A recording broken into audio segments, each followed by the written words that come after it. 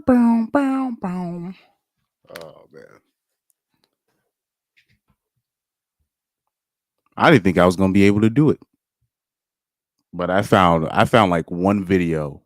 I'm not even gonna lie, like I found one video. I was even gonna do a live stream, but I found one video, and that gave me all the energy I needed to do hater mode. My hater slash troll slash um everything mode got activated when I saw a video that I'm gonna show you. And it gave me all the energy I needed. I turned into prime MJ. So that's all I needed. Anybody ever watched was it the Last Dance documentary? This is literally it'll be like the guy will ask Jordan, hey, what you have for breakfast? And then it just cuts scenes to Michael Jordan. Yeah, that's all I needed. That's all the energy I needed. That's all I needed. I had my MJ moment, guys. No cap, had my MJ moment. Oh man. Oh man, Reaper, what's up, bro? Oh yeah, I got oh, since you're here, let me start since Reaper's here. Let me give you let me give him some pause. Because I wanna because I do wanna give Reaper some relief, some intellectual relief, meaning this. Because I probably he probably has seen this if I don't know if Reaper has a Twitter, but I know I've noticed there's been black people in particular, complaining about the stuff that Caucasian people are putting on the internet, right? Or we've seen the news recently of Myron Gaines joining that what's it, that all white panel whatever, and they were still calling him the N word afterwards, whatnot. So, but I want to give him some intellect. I want to give Reaper some intellectual relief because I know it's coming from people might think it's weird coming from somebody like me, especially if anybody knows me personally. But I always say you don't really have to worry about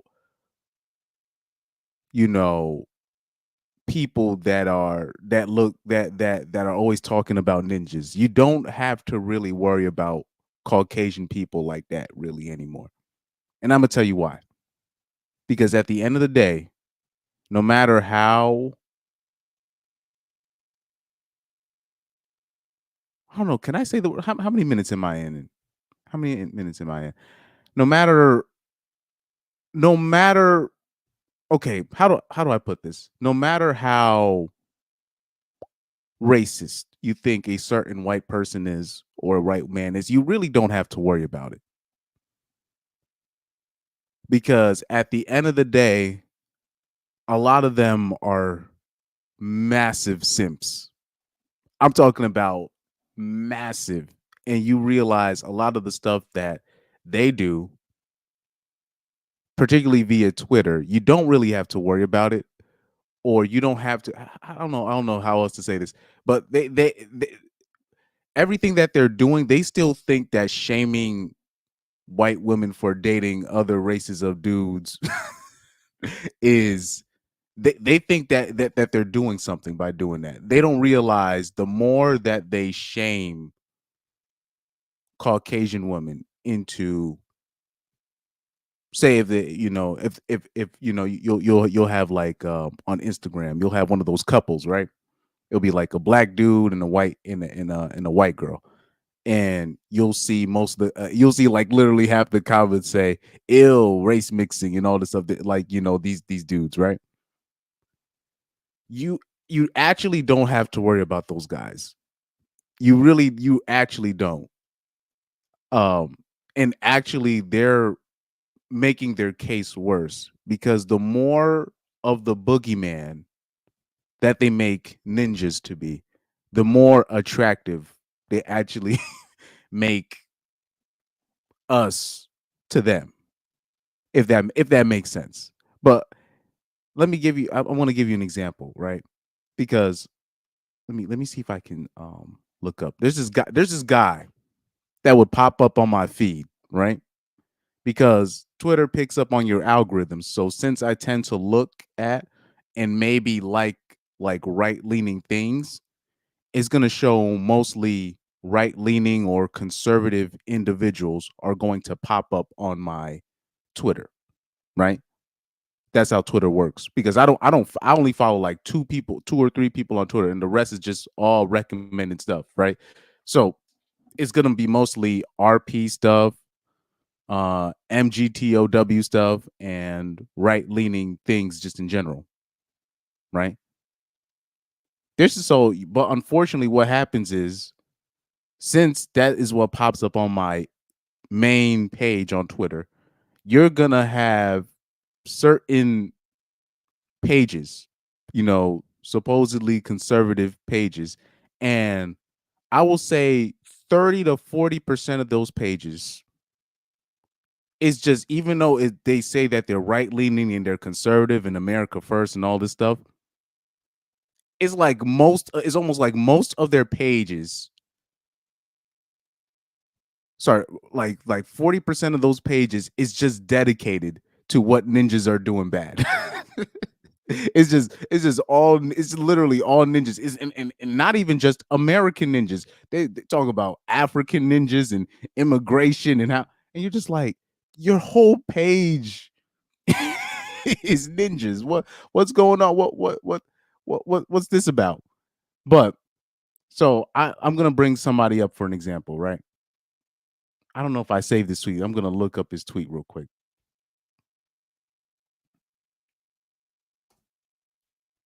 White liberal. I'm looking up a specific tweet that this individual made because this person's post would pop up on my stuff, and you know, you got to hold on a sec. Liberal. Da-da-da-da.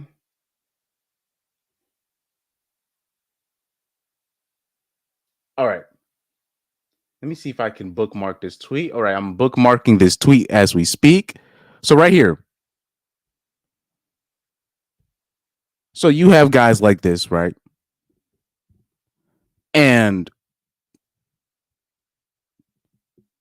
I'm not trying to put him on blast, but most of his stuff, right, was basically at one point.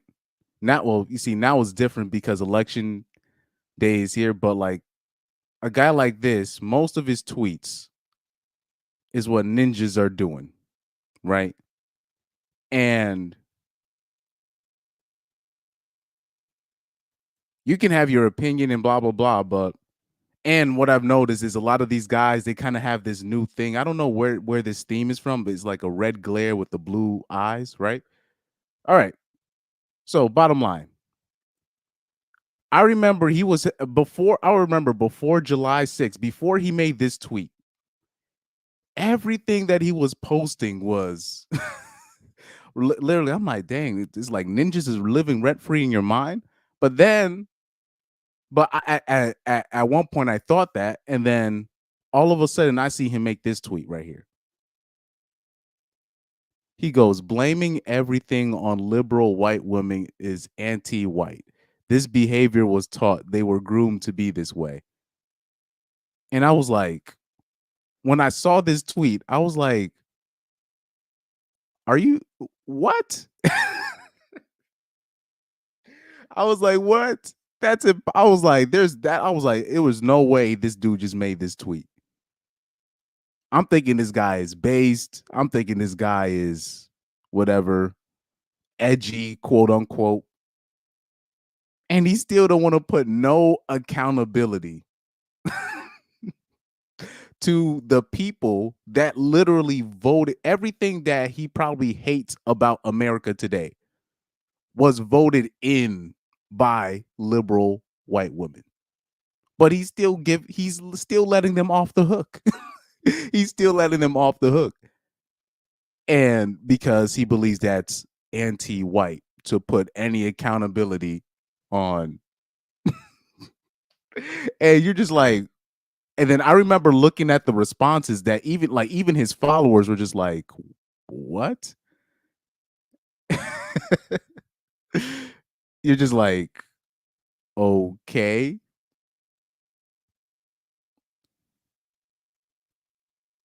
So I remember, yeah, I saw this tweet. So I remember this specific response. He said, "I like you, but they deserve to be blamed. Why show them mercy?" And I'm like, that's a great question. At the end of the day, whether it's people joining certain political parties and people having their stances and whatnot, at the end of the day, most of these guys are simps. Even the people that you think, oh man, these guys be giving ninjas a hard time, and the cops, all these, they're all simps. Cops are the biggest simps. Cops are like the biggest simps. So this is once you start realizing what the basically most of where most of your problems are stemming from, even if like say if you're a black person and you are in a predominantly white spot, whether it's a PWI or you're in a PWI college, PWI high school. um the reason why you're getting certain dudes coming at you, right? You play a sport and then you have certain dudes talking slick about you or certain dudes trying to take the piss out of you. They're trying to make you look bad in front of 304s. This is why like the new jocks, right? Remember how like back in the day, like those jocks, right? The jocks of back in the day, they would be they used to bully people or whatever, used to hate. Now you realize like the jocks, like those the freaks of nature, those 6'8" dudes, they don't be doing that stuff anymore. Do you guys understand? Do you understand why that is? Or the so-called, you know, pretty boys, whatever. The reason why these guys end up being the nicest people actually on campus is because these guys are overloaded with punani. So they're not really trying to trash other people based on race or politics or sports teams. Those jocks, those are the guys that try to keep the peace nowadays. Those are the modern day peacekeepers, because they're the only ones. I'm talking about they're getting overloaded with punani. So those guys, you're not going to see them do all that nonsense via Twitter and all this stuff. And once you start to see that, you won't be stressed out about that kind of stuff. You don't like, so you don't even have to worry about those, like, especially like when I look back or at my experience in high school or certain spots. Like I remember being in college and then I remember talking to this one Asian chick, right? And I never knew her, never screwed her, none of that. I just happened to know her from high school. I asked this, I basically was asking her for directions. I asked her nothing else. This bitch come back to me like 10 or 15 minutes later, all giggly, talking about the white dudes that she just passed, that she was talking to, was basically giving her a hard time because they thought that she knew me in a different way. And you're just like, what? And that's when you start to realize, oh, that's why. So it's nothing. Well, it is personal, but it's not something to take personal. That's the best way I can put it. It is personal, but it's nothing to take personal. So yeah. So shout out. Oh man, shout out to Reaper here. I left the comment section and I came back and it was mad comments. Yeah, man. Let me see. But my whatever, I don't, because I saw like what happened to Myron. I think like he went like into a all white panel or whatever. Um, like I don't, I actually don't even have an opinion on that. I just wanted to use that as an example. And to be fair to like the public, most of the public was like most of the black YouTube space was basically laughing at him for doing what he did. Even though I don't really have an opinion of him joining that panel, but at least it wasn't like, black Twitter trying to find whoever was on the white panel thing to find, you know what I mean? So it is what it is on that situation. Let me see. Remember, Reaper says, remember what Patrice O'Neill said, black men are the most want to be smashed, but can't be smashed. It is what it is. Like I said, I don't worry about that stuff anymore because I know what it is now. It's just everybody's gonna simp. So like even you take it on the black on what's it? Even if you take it on the black side, pause.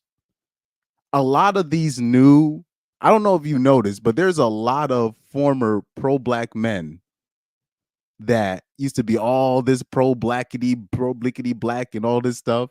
Now they're doing manosphere content because they thought that I get because this is my opinion on those guys that the former pro black men that are now doing manosphere content is more than just the numbers. It's more than just the numbers.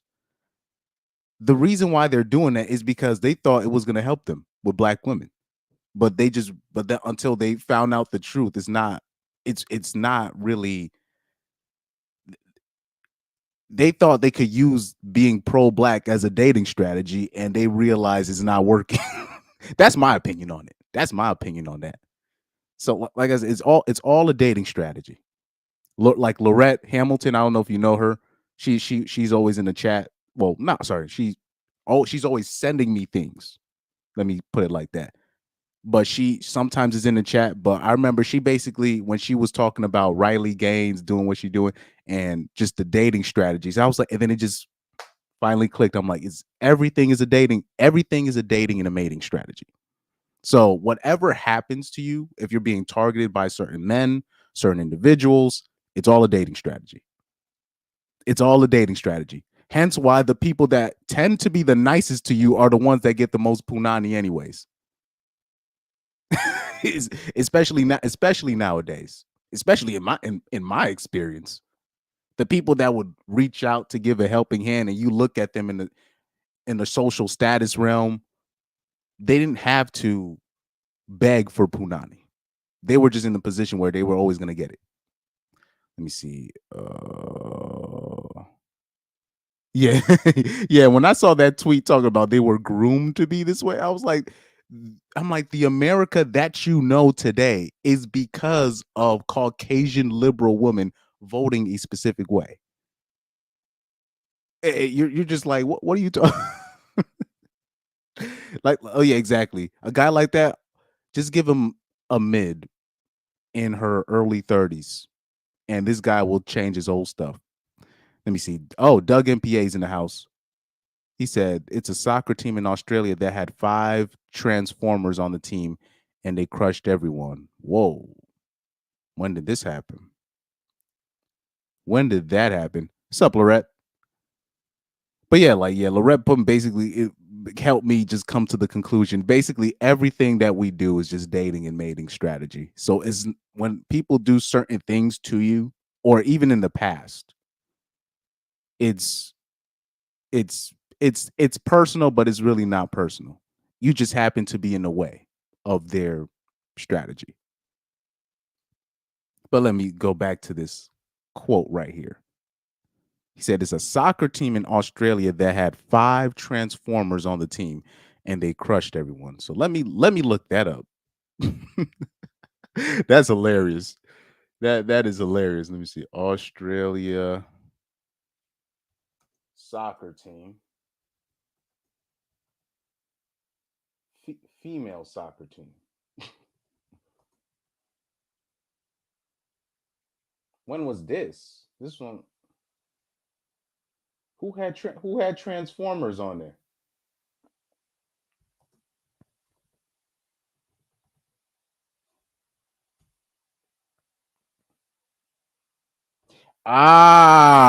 So it's an amateur. It's an amateur Australian soccer club with transformers in there.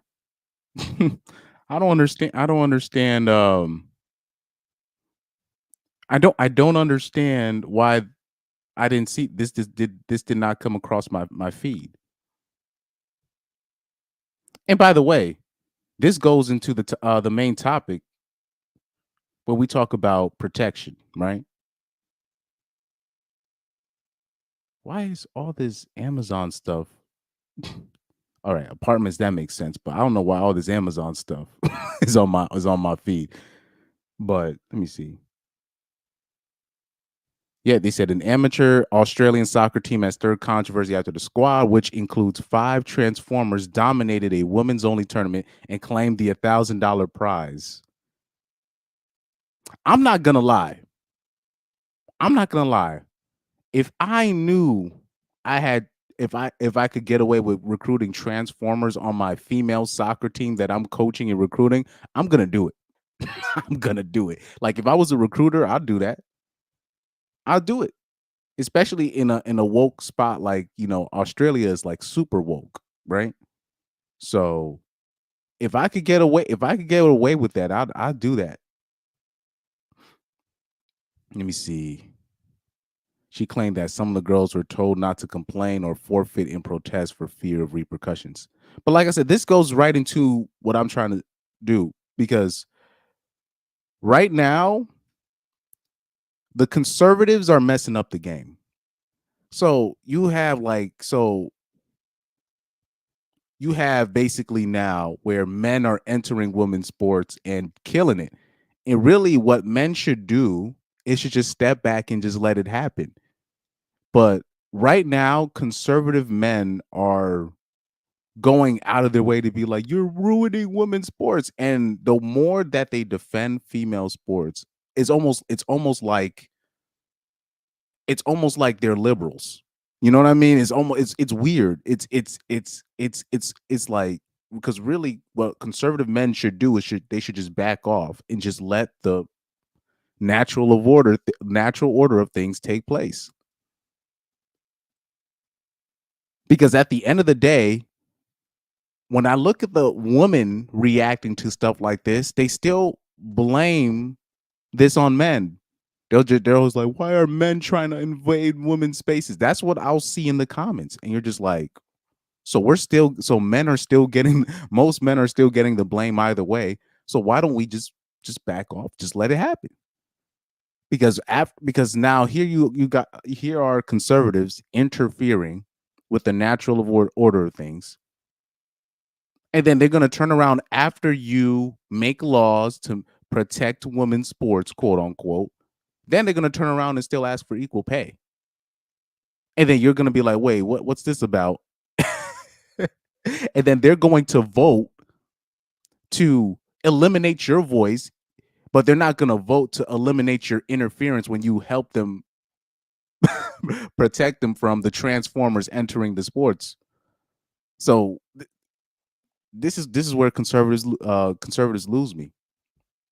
And like I said, that's even my theory on that. I believe that conservative men are trying to save female sports to make themselves look good to women and just be like, you see, we saved you. Like it's weird.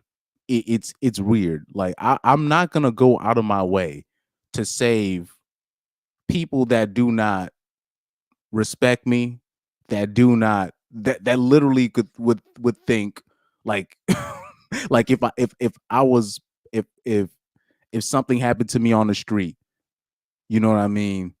They wouldn't even do a double take, right?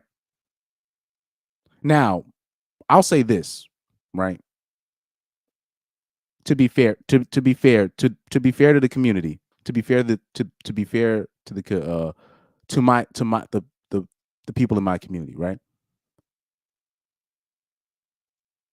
Oh, South Holland said, "What's the level?" It was an amateur tournament, so it wasn't really an official tournament.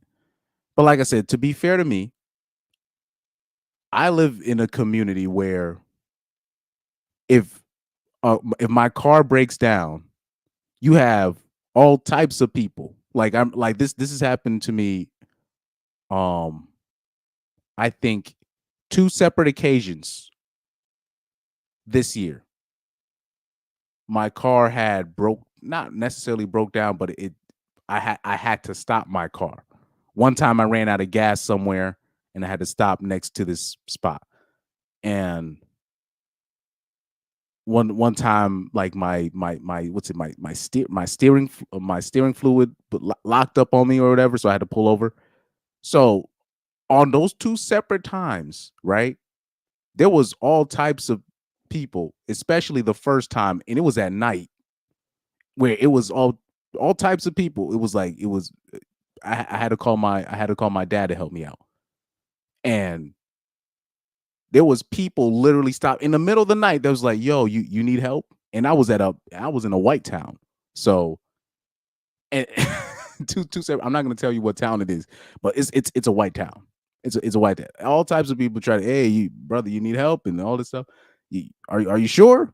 Dudes spinning the block to be like, are you sure you guys are good? And we were like, it's in the middle of the night in the bridge all alone. I'm like, I don't think they should be doing that.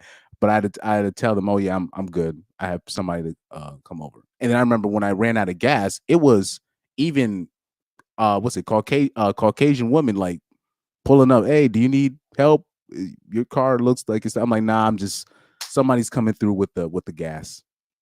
This was my fault. I thought I could make it to a venue low on gas because I was late and I played myself. So where, like I said, where I live, I hope like for the people that if that do follow me and they live in the same state I live in, I hope they don't think it's a shot at them. But I'm just telling you, in general, I'm not going to go out of my way to vote, protect, you know, people. I'm not going to go out of my way to do that for people I don't know, especially in terms of just, oh, I'm going to save women's sports. We're going to do things. Nah, no, no, no. Because at the end of the day, the overall message is we got this. We don't need you. This is the overall message that men are getting. We don't need you. We got this. Give me more monies, right? Give me more free monies.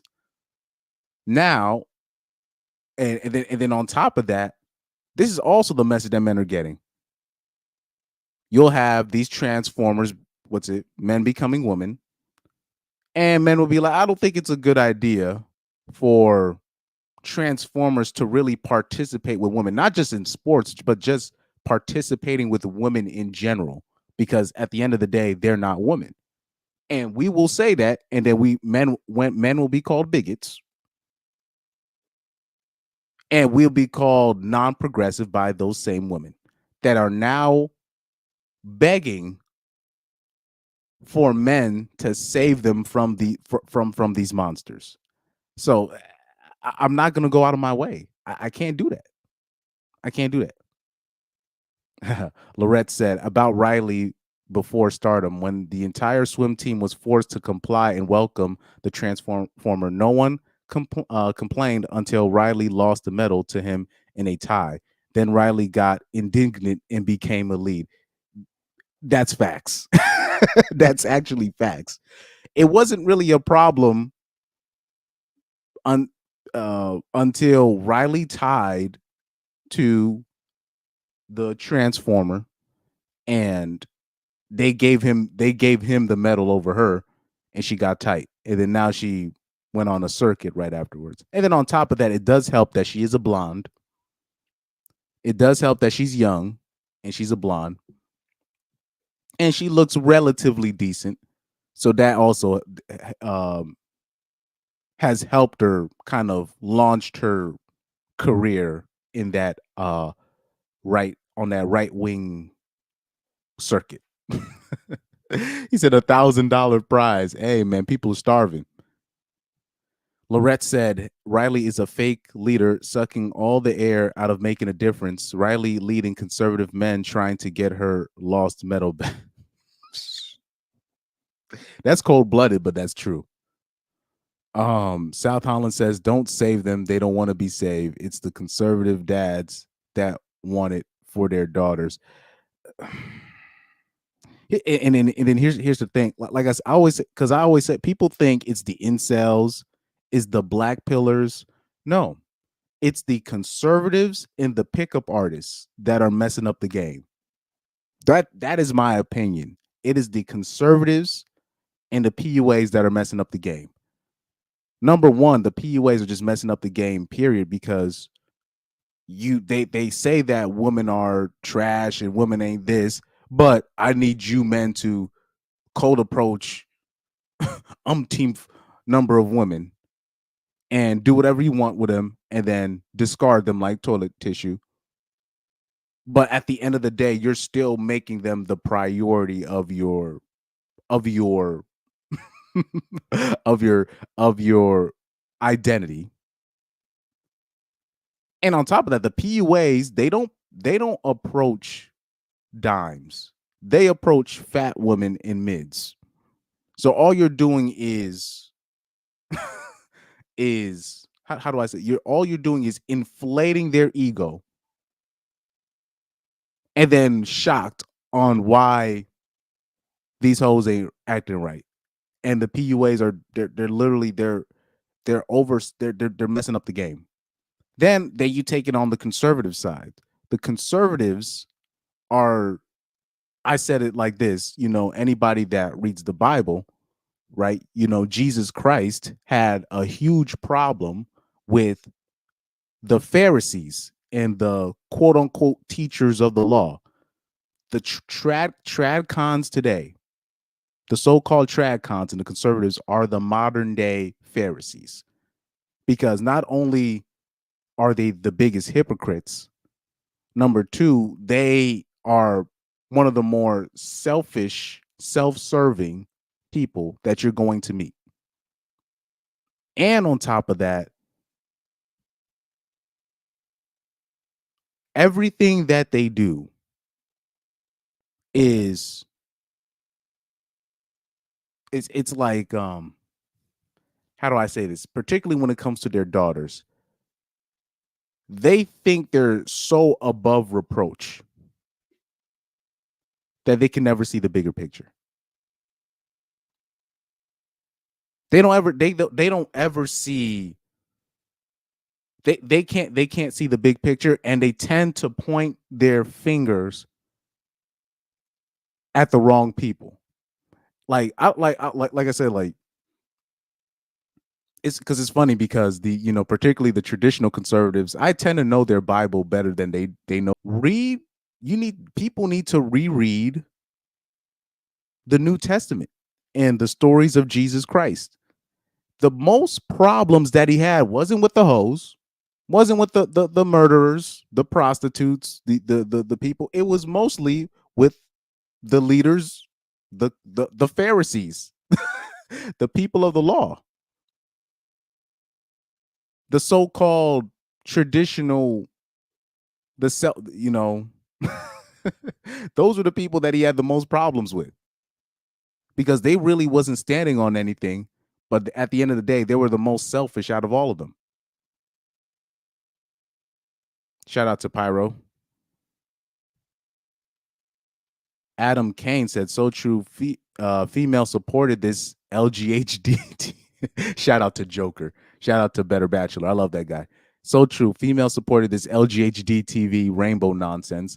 All men should leave them be, especially since we're all still blamed. That's my main point. Because when you look at if you look at the comment sections of these things, they'll be like, why are men? I'm talking about, it's conservative women in there talking about men are invading our. You're just like, we're not doing anything. It's literally a small set of freaks that are doing what they do. So, and at the end of the day, we're going to be blamed for it.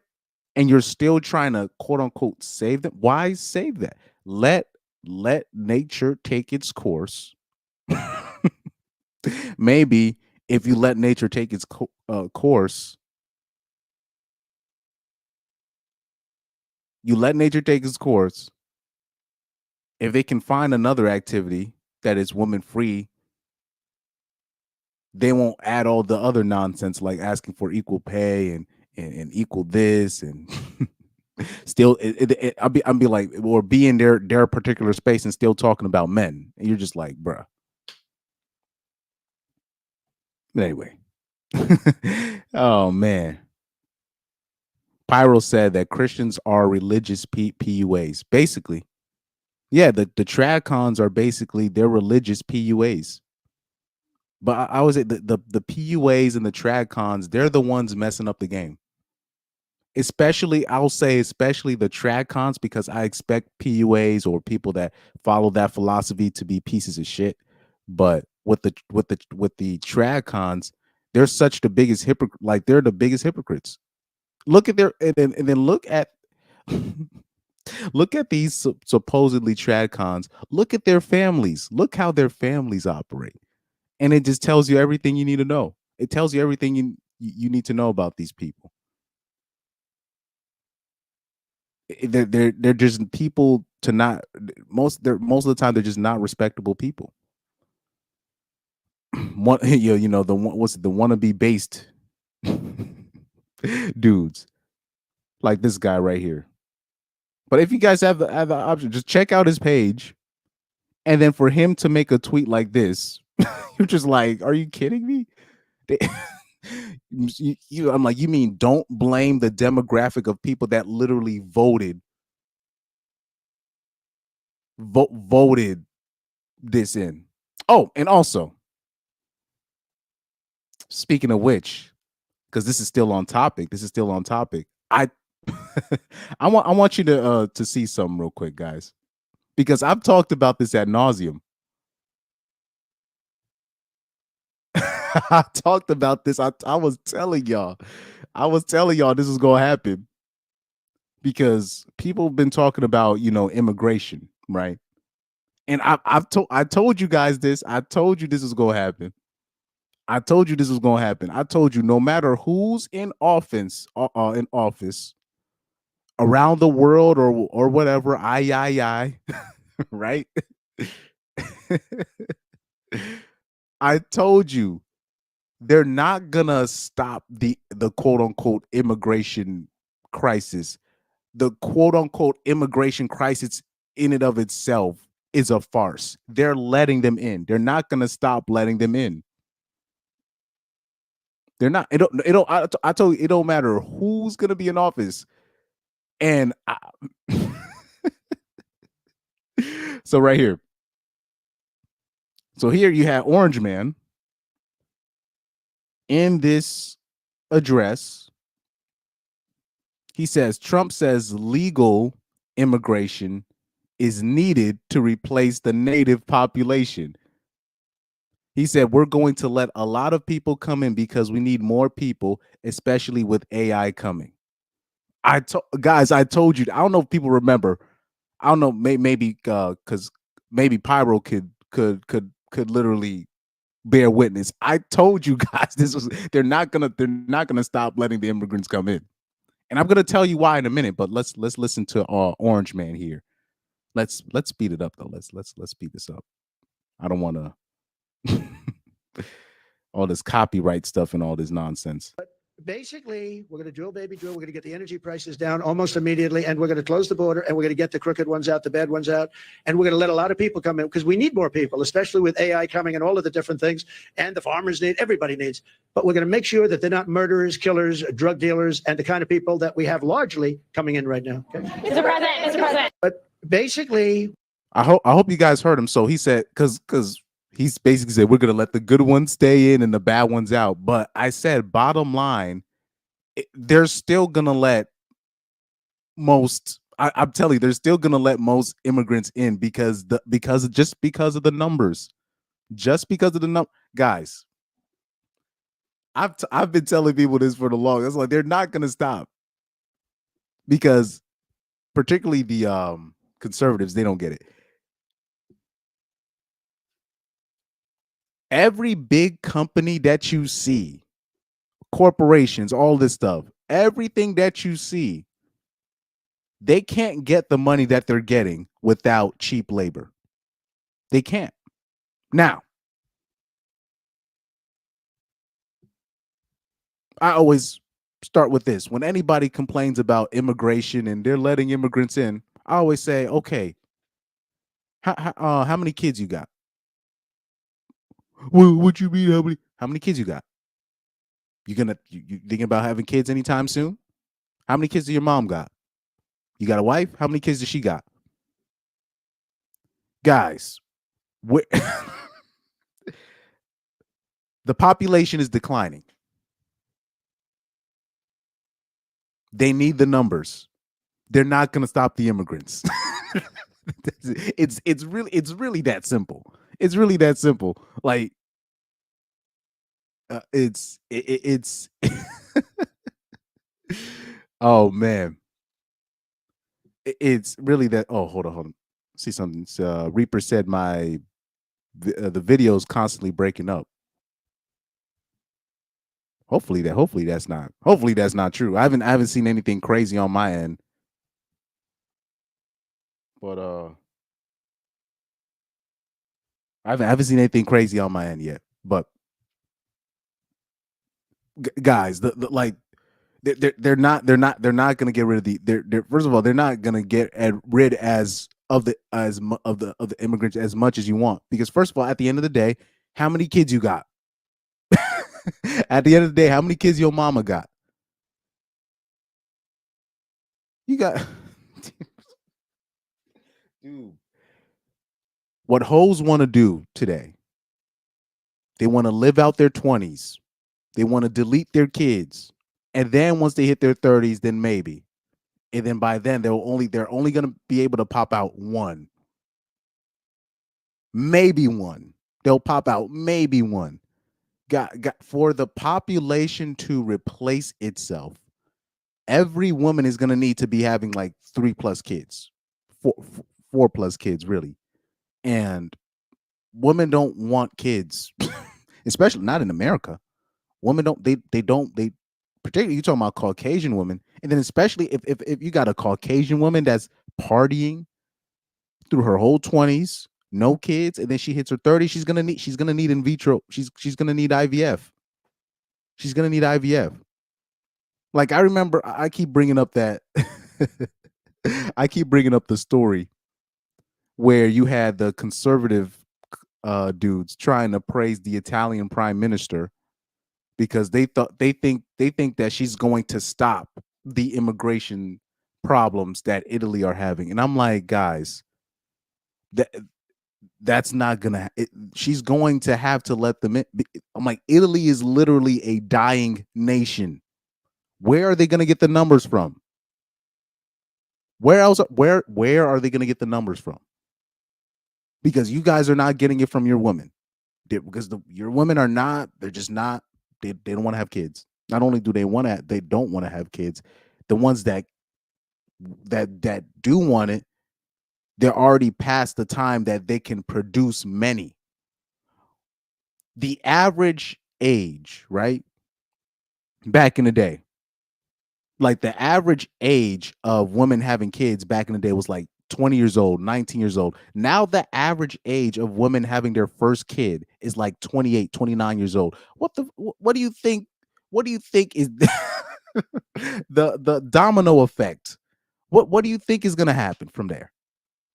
If the average age, particularly for Caucasian women, if the average age of Caucasian women having their first kid is damn near 30 in a lot of in a lot of places, 30. What do you think is bruh? So they're gonna just they're gonna let the immigrants in for better or for worse. Even though they're right, it's not gonna be a positive output from that most times. But what else are they going to do? Because AI can't do everything. AI can't do everything. It can do a lot, but it can't do everything. And they're not ready. They're not really ready to implement the AI robot. They're not ready just yet. They still need people. They still need the numbers to keep up this farce that we have in America, right? So let me go back to the Italy example. I always bring up that because it was people talking about she's going to stop the immigration, and I'm like, that's not going to happen. And then in the comment section, we just happen to talk about, oh, but she's, it was a dude came in, but she's doing her, and we were like, oh wait, how many kids does this so-called based Caucasian female prime minister have? How many kids does she got? They're like, well, she has 3 kids. She did her part, and I was like, three, and it was like me and this other dude. We were like, that's it, 3 kids, that's it. I don't think, like I said, people don't understand. I don't think people understand the depth of our problem. Like back in the days when it was like we talking about the 1900s and earlier than that, in the 20th century, like in the early the first half of the 20th, in the first half of the 20th century, and before that, it was it was it was not uncommon to see a woman with like 10 plus kids. It was not uncommon. It was pretty common for women to be literally with a ring of kids, literally walking around 6 plus kids, five minimum, five minimum. And if and like say if say and if like and if the couple and if the couple was rich, 3 or 4 kids minimum. None of that one kid and then that's it. 2 kids and that's it. One boy, one girl. That's not. Back in the day. It was like 8 kid people walking around 6 kids, 5 kids. No, that was normal. 7 kids, normal. All you got to do is ask your grandmothers, ask your grandfathers how many kids they got. it's it's right there in front of you. What's it? What's it? My grandma on my mom's side, was it 7 kids, 8 kids? Grandma, what's it? My grandpa on my dad's side, he had like multiple women. He had like multiple women, and then those women had like 4 plus kids each, 3 kids, 3 plus kids each, 5 plus kids each. Like it's the amount of kids that people would have back then. This is why everything is almost like at a decline, because I can't even see now. The only time that you see, not like now, it's rare. Like now, if you see a woman that has like 5 or 6 kids, it's because she has it with like multiple. Like she'll have like 5 kids, but it's not. But it's like with like 4, like multiple men. That's the only time now that you see like women with like 4 plus kids, but it's like with multiple men in America. It's rare that you see like a family and like it's like 6 plus kids and all the kids come from one father. So that it's reversed now. So the numbers are just not the numbers are just not in the favor.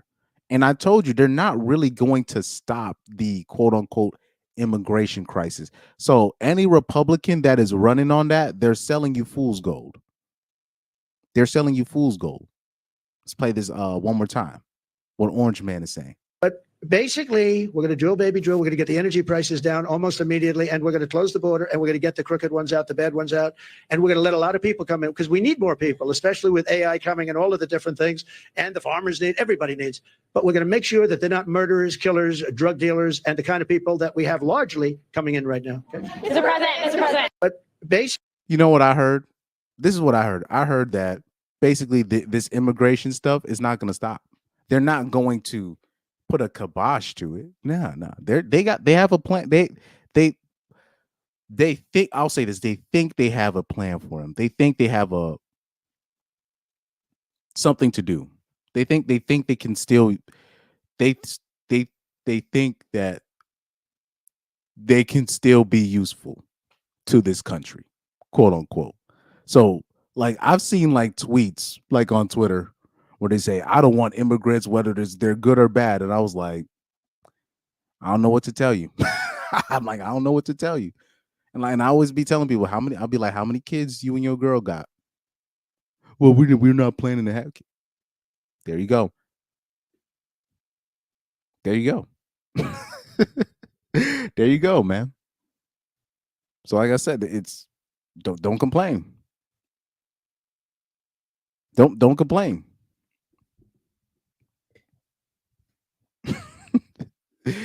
Answers is right in front of you. But anyway, did I miss anything? He said Ken just rename his book "Immigrant Labor Corporate Wealth." I think people need to really do their research on how people really gain their money, how people like really get their money, how these large ass corporations really get their money. People really need to do the research behind that. How Nike get their money, Google, these people, Adidas, right? They said it was break. Oh, it said it was breaking up. I probably missed it because there's an icon that pops up if the stream is bad. But I don't. I'm not. I don't have the Streamyard main page on most of the time. Well, sorry, half of the time I don't have it on. So I must have missed the icon. See, Pyro says they are deleting their kids, and Rainbow MFers are definitely not going to have kids. Exactly. So you got the Rainbow community, you got women deleting their kids. You got, first of all, you have white women waiting until their 30s to have multiple kids, and they're going to need IVF for that because just Caucasian women in general are not, they seem to suffer from something where a lot of them tend to struggle for like with real fertility problems, especially when they get older. Even when they're younger, a lot of them have that problem. When you look at when you look at people don't even understand this. Even when you look back in slavery in these things, what would happen is because you'll have the slave master end up procreating with one of the help, right? Because his wife, a lot of those women, they weren't they would get pregnant, but they wouldn't be able to keep their kids because they're just fertility wise, they would struggle. That's something that a lot of people don't want to talk about, but it is what it is. So AI has a huge data and infrastructure issue. They have to figure out that model out before they can keep expanding. Exactly. They want to release the full force of AI, but they can't do it yet. There's still too many glitches. There's still too many AI robots that want to kill their masters and all. They're not. They know they're not. It's not ready yet. It's not ready yet. They're not. They know that America's not ready yet for it. So they're trying to stall as much as they can. But in the meantime, they're gonna need the numbers to keep up what they got going on in terms of money. Lorette Hamilton says, now when I watch YouTube videos about having my baby in Korea, China is cheap and comes with 24-hour childcare, cook, and housekeeping on the cheap. She might be one of 3 new moms, maybe.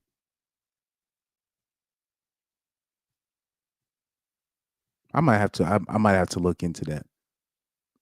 I might have to look into that. But like I said, particularly when you have, because Caucasian women make up most of of most of the population. Black women are only like 7% of the population in America. So most of the women in America are Caucasian and soon to be Hispanic, right? But in the meantime, they're the majority, and the majority of those women are waiting until they're in their 30s to have kids. There's going to be negative consequences to that. There's going to be negative consequences to that. And with that is going to be immigration. That's not just a consequence. It's not something you can just get. Is you don't get rid of consequences. Let me see.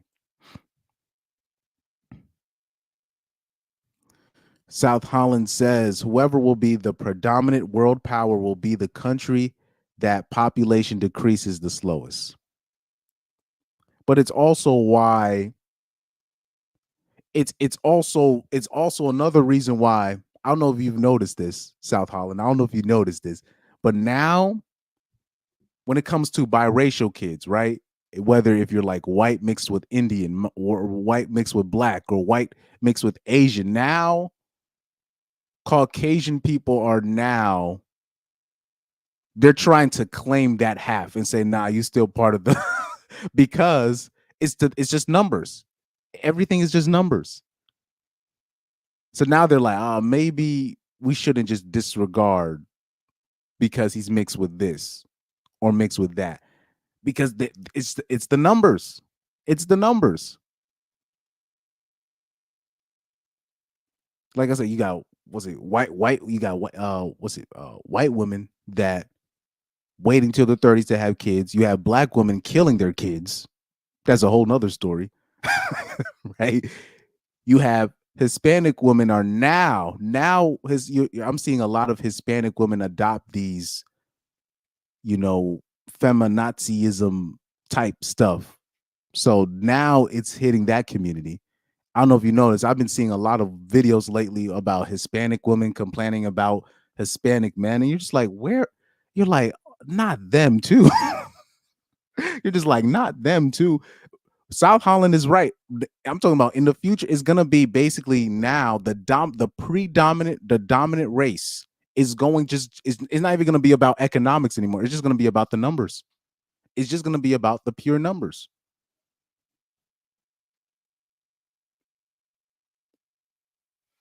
You got Asians now, like or like particularly Chinese people, or well, because the Japanese population, they're just dying. That's just the dying population.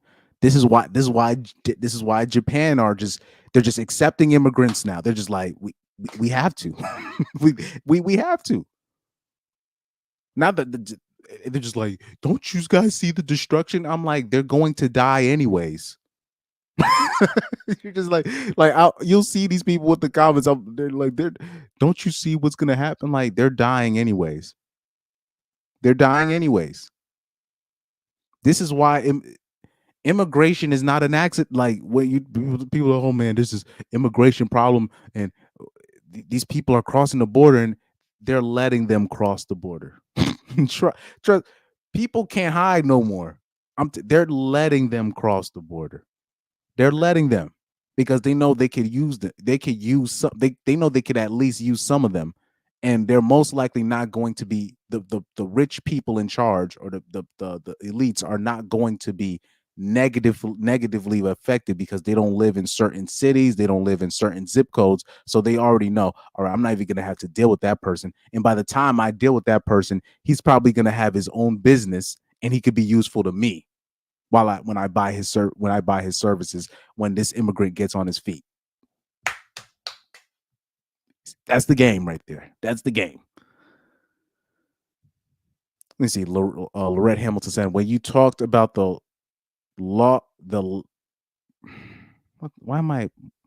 I can't read nowadays. Said when you talked about the loss of child rearing in the U.S. population, these videos about child rearing abroad present like life is great, but Asian countries also have a child population lost issue. Like I said, don't like it's not perfect overseas either because you have a standoff between men and women anyways. So even like in places like South Korea, Japan, there's a standoff between the genders. Like I said, men and women don't really we're really at a point where we really don't mess like we don't nobody wants to meet in the men don't want to meet in the middle, women definitely don't want to meet in the middle. You know what I mean? So nobody wants to meet in the middle and have nobody want to compromise no more. Especially when you talk about you talking about compromising and giving up. I think especially I'll say in my case, I think the men in America they're starting to realize they're like that when it comes to dating, they don't want to compromise anymore because they've seen women here compromise for people that do not deserve compromise for. Like they've seen young women being with drug dealers and criminals and all these things and literally compromise everything for rappers and degenerates, right? And they're just like, so I got to compromise for this broad, but she literally put her life on the line for somebody that wouldn't even care if she passed away the next day. So this is where a lot of men are coming from, especially from like first world countries like Australia, the UK, America, right? Because they're seeing who the women are giving first dibs and their bodily asset their they're seeing who the women are giving it up to, and they're just like, men are just like, I'm not compromising, and women, they just don't want to compromise at all. But then the people that they do compromise for, especially in their younger earlier years when they're at their most valuable, you're literally looking at, you're like, what? And then once the women get older and less valuable, then they want men to compromise so much, and men are like, no, I'm not taking that deal.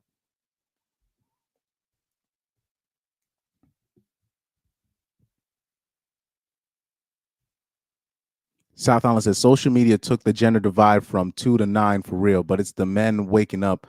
The magic woman once had is fading. Exactly, the jig is up. And like I said, I always say it started with the women first because men have never changed. Men are changing now, meaning this: men are finally like saying like, okay, what do I get from this deal? Like men are finally saying, what am I getting from this? Women have been trying to, especially since, hold on for a second. I heard a, did y'all hear that too? I heard a scream from, I'm talking about, I heard a scream from my end. That better been from outside. Anyways, that better have been from outside. That scream, I heard a scream.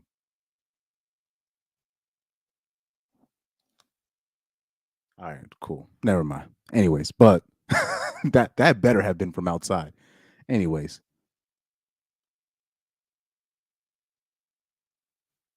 when you talk about the 50s, the 60s, right? When when they really amped up the animosity, where you literally having the government now incentivizing women to break up their families. You know what I mean? This is in my opinion, that is the start. That was the start of the fall. It's particularly in the 60s, in the 70s. That was the start of the fall. And from there, women were like, "Oh, we not they're forget they're not even thinking about the word compromise." And plus, on top of that, most women that were born from 70s, 80s, and beyond, most women have been brought up to be to say just do what's best for you, right?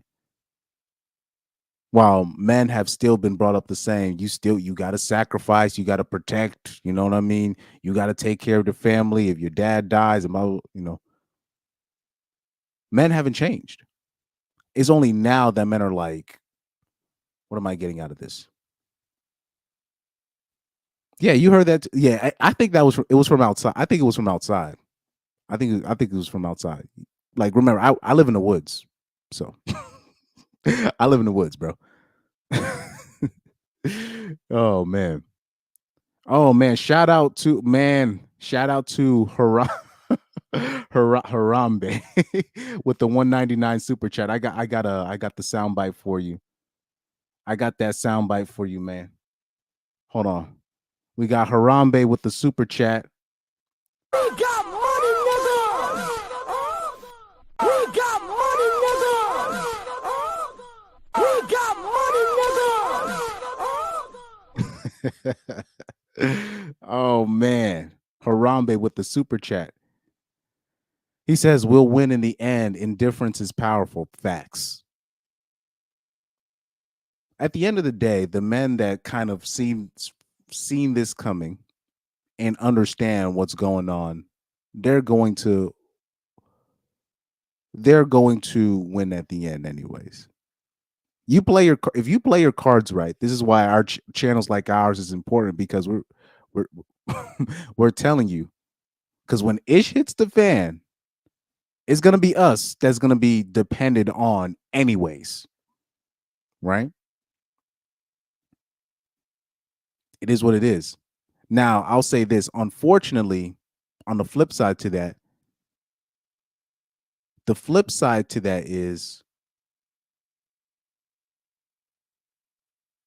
in a case of an invasion, they don't take male prisoners. So it's going to be a lot of males. It's going to be a lot of men that get affected negatively trying to quote unquote protect women and children. But this is why they want to put an end to our space, because we'll tell men, you don't have to do that. You could protect yourself. You could save yourselves. You don't owe society anything. I was listening to Undead Chronic the other day, and it was perfect, right? Um, it was interesting. It was a boomer talking about, they were reviewing a boomer talking about why young men are not joining the military. And I remember Chronic was just, he literally just said, okay, there's always this talk that men are not owed this, men are not owed that, and we're not owed this, and we don't owe you this, and we're not owed, and men are not owed, and then when and then he was like, okay, so if men are getting this message, particularly from the military, we don't owe you anything. So what do we owe the military? What do we owe this country?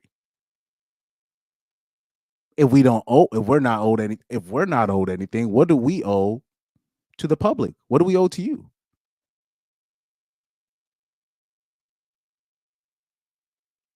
This is why even like I'll laugh, especially now when when people talk about the height thing, right? And now how height is this whole thing. Now, because I already know once the draft happens, they're not going to be going off a height. They're just going to be drafting all men. And then when they need protection from a man, they're not going to be talking about, oh, you can only be 6 feet tall to protect. No, they're just going to be like, they're just going to put your body in front of the bullets, and you're just going to have to take.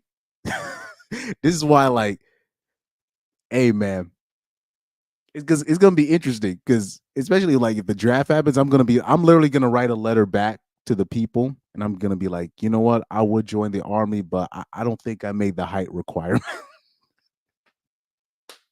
I don't think I meet the height requirement. I think you should get somebody that's 6 feet and taller. I think he will be better serve fit for quote unquote protection.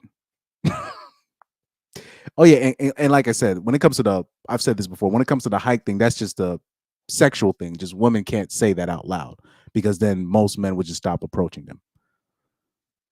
Let me see. Prod NXJ says discernment is key nowadays. It's not even, look, man.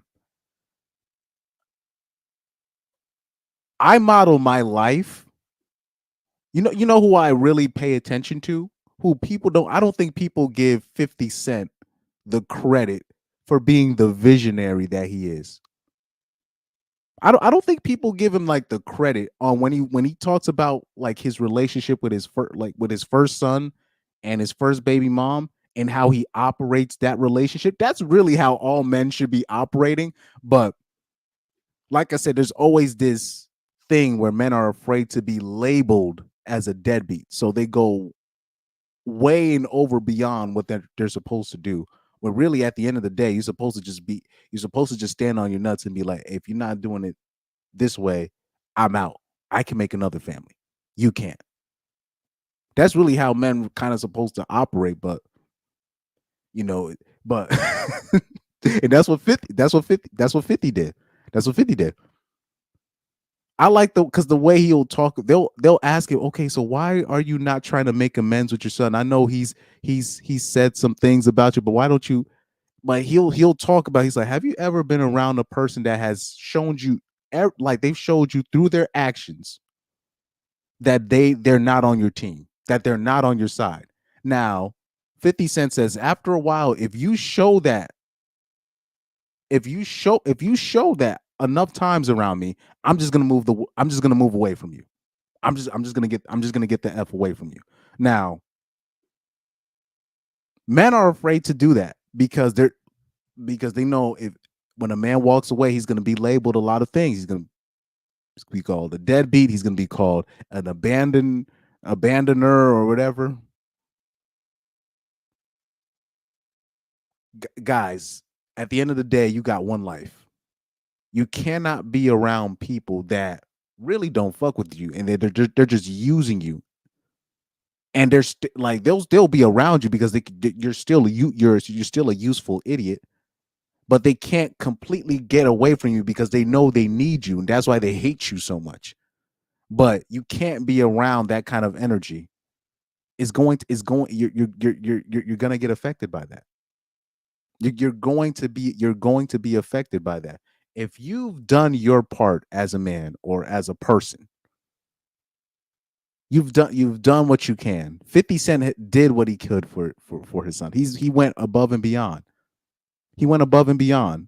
And he's literally, you got 50 Cent's son taking a picture of with his ops, people that tried to kill 50 Cent back in the day. Marquise was taking pictures with this dude just to get back at 50. Doing all this stuff, talking nonsense, still taking his mama side after all these years. So after 50 was just, I gotta wash my hands. It is what it is. I like how we op because 50 caught a lot of flack for that, but I think now people are seeing how Marquise has ended up in life, how his 50 Cent's baby mom ended up in life. People are still now starting to wake up to, you know what, 50 Cent was actually, he was spot on there. Is now men are starting to realize, oh, 50 was on to something here. He was on to something. As a man, that's how you're supposed to operate. Let me see. Lorette said, man ain't joking. Man ain't joining the military. And The Rock literally owes the military maybe $11 million refund. Didn't he do like a campaign with them or something like that? Didn't The Rock do like a promo with the military to get the numbers? Like I've been seeing a lot of. I've even seen like now you know what colleges are doing now because men are not joining colleges anymore. You got colleges now having these these sororities with those blonde white chicks doing like dances and provocative dances to get men to come back to these colleges because men are not going to college no more. As a man, there's power in you protecting your wallet and you walking away. There's power in that. You don't even have to vote. You don't even have to do all of that. You don't have to even. It's the power is in you walking away and you being stingy with the wallet.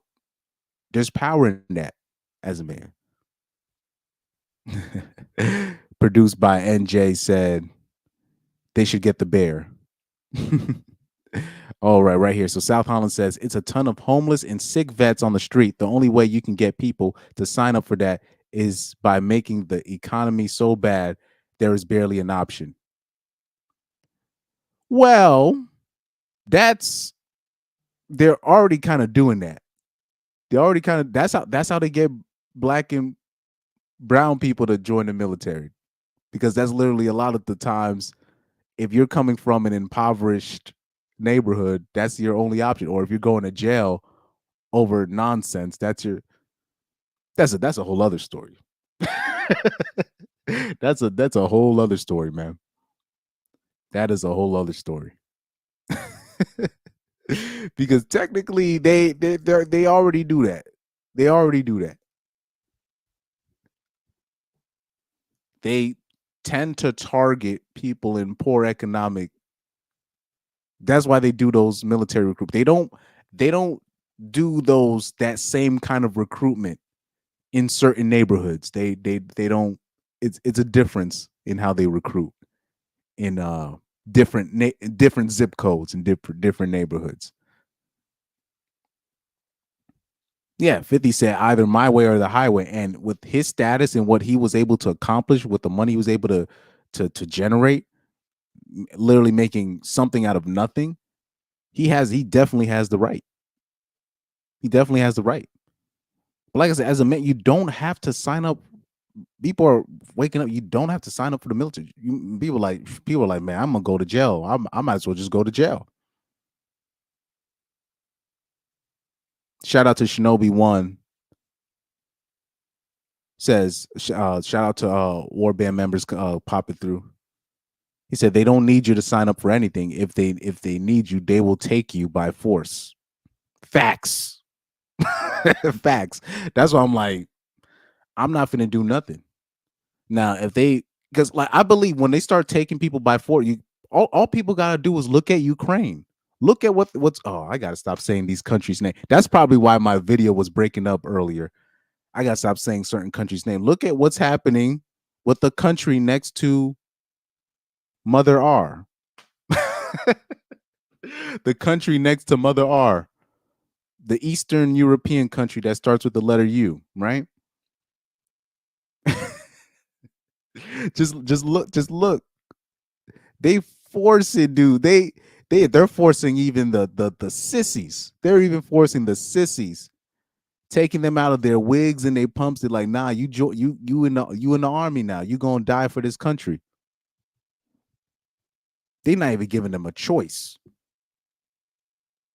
And then after all the effing stuff that they were trying to push in that country too, and to see what's going on in that country when ish hits the fan, that's all the proof you really need. That's all the proof you really need.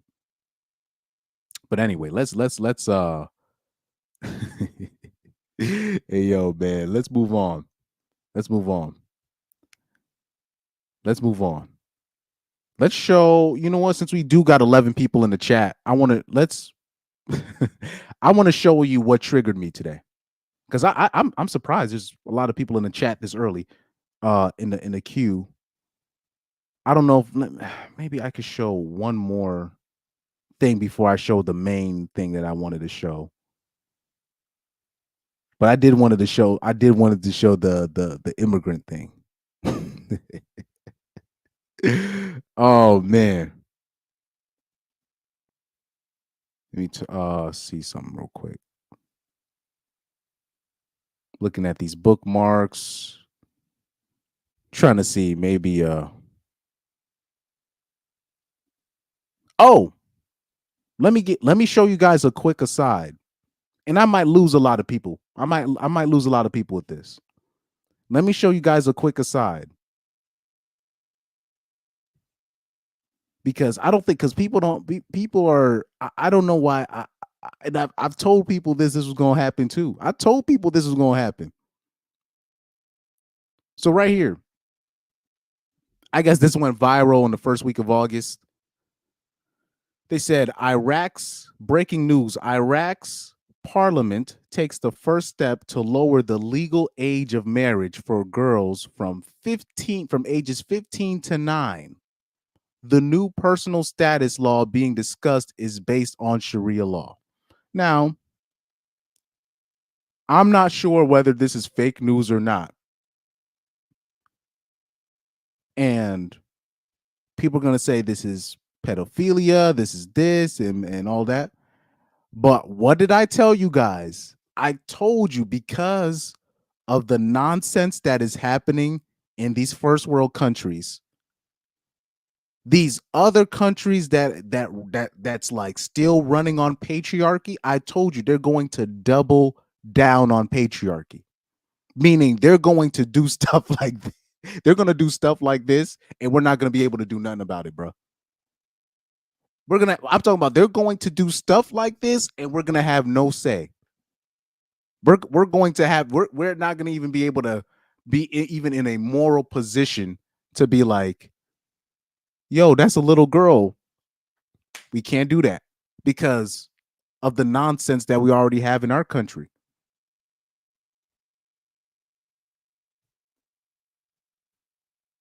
it's not even a matter of, do you think this is right? Legal age of marriage for girls lowered from 15. Now, people probably didn't even know that girls in Iraq be getting married at 50. People didn't probably even know. There's a lot of people that don't even know that, like, in countries like Brazil, the age of consent is 14 and all this. People don't like people. Like I said, people don't know because people think America is whatever.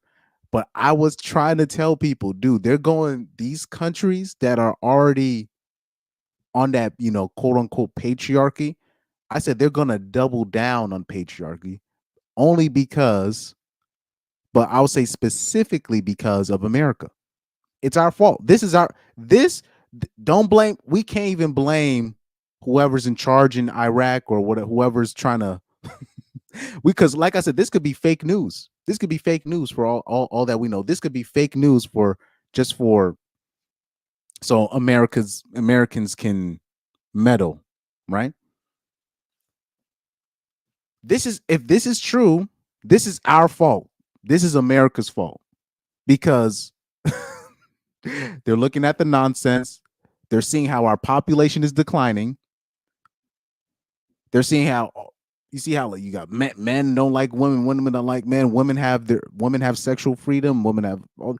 They're seeing the results of all of this. They're seeing the results of all of this, and they're just like, you know what? Not only are we going to keep our laws and our culture, we're going to even double down. We're gonna we're gonna lower it tonight. That's so effed up that I find that funny. But like I told people that was gonna happen because I remember even arguing with people because people remember when people would be online talking about they need to raise the age of consent, and I'm like, what are you talking about? In America, the age of consent is 18. I'm like, why raise it to where? What are you talking about? And I was telling people, I'm like, they're going to lower the age of consent first rather than raise it. Like, I'm like, if push comes to shove, the powers that be are going to lower the age of consent rather than raise it. Trust me. You could say it's because it's perverted. You could be whatever reasons you think. I'm telling you, they're going to lower it than raise it. But people I'm not shocked. I'm not shocked now. For all I know, this could be fake news. All I know, this could be fake news. But like I said, if you see these countries, if you see countries start doing stuff like this is our fault. This is still our fault. This is our fault. Like, it is what it is.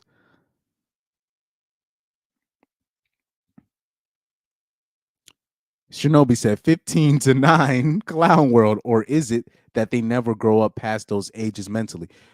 Now, that's another thing that, people are afraid to discuss because what's it? Oh, I don't know if you guys know what's her name, Shazara Ali. I don't know what her name is. This Muslim sister, black woman in America, very famous.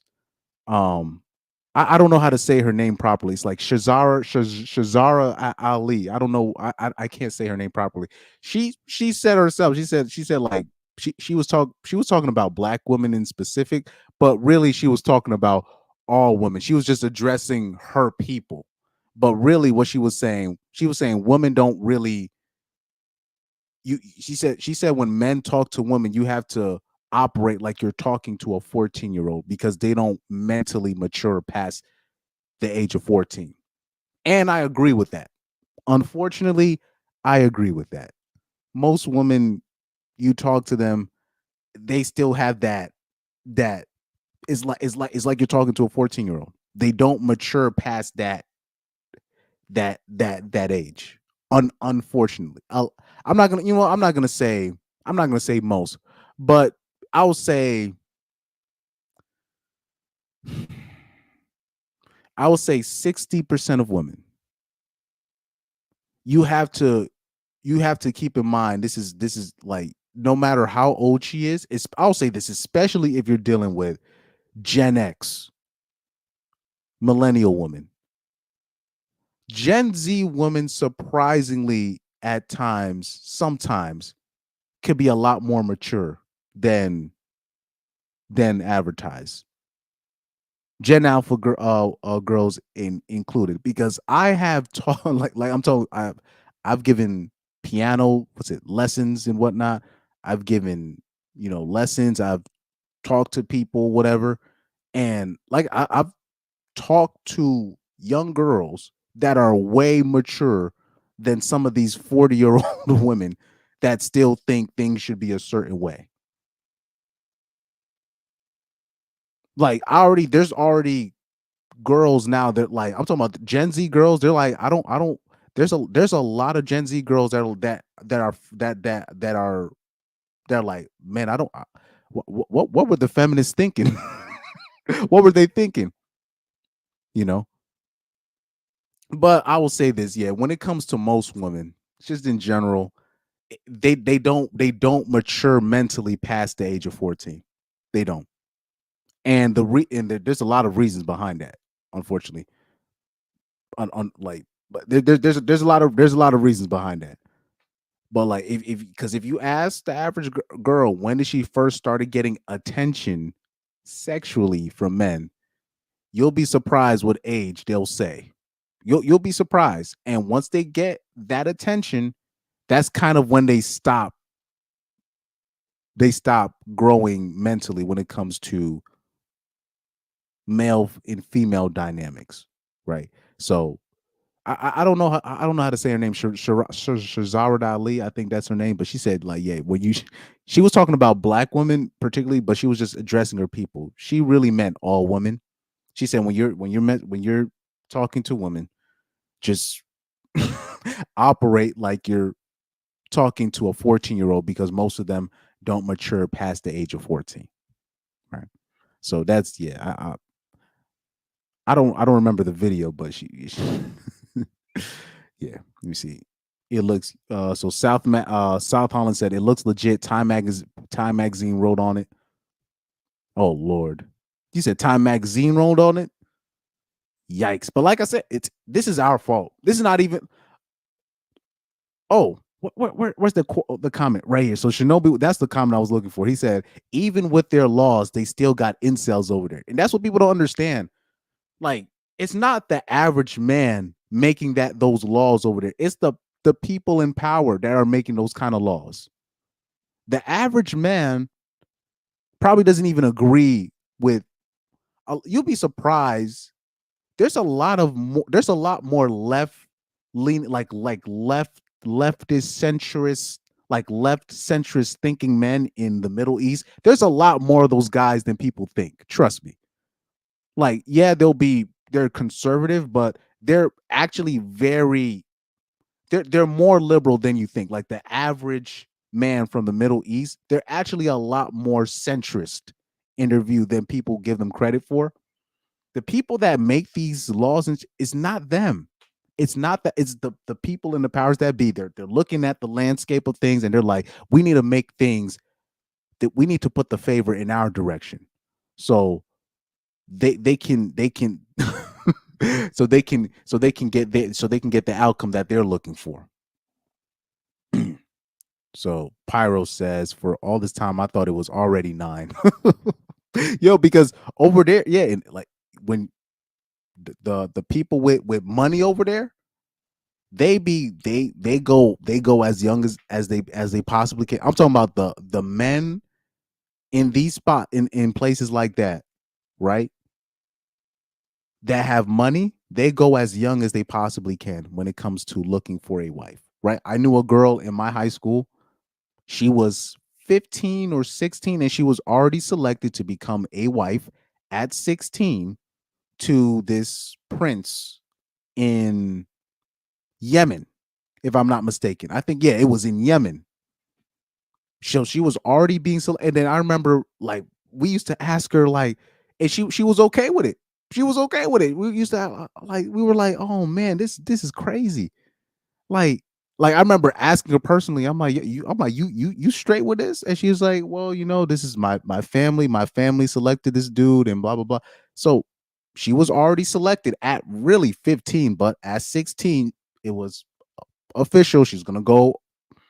Like I remember she, it was like her last year with us, or yeah, like last year with us as a junior,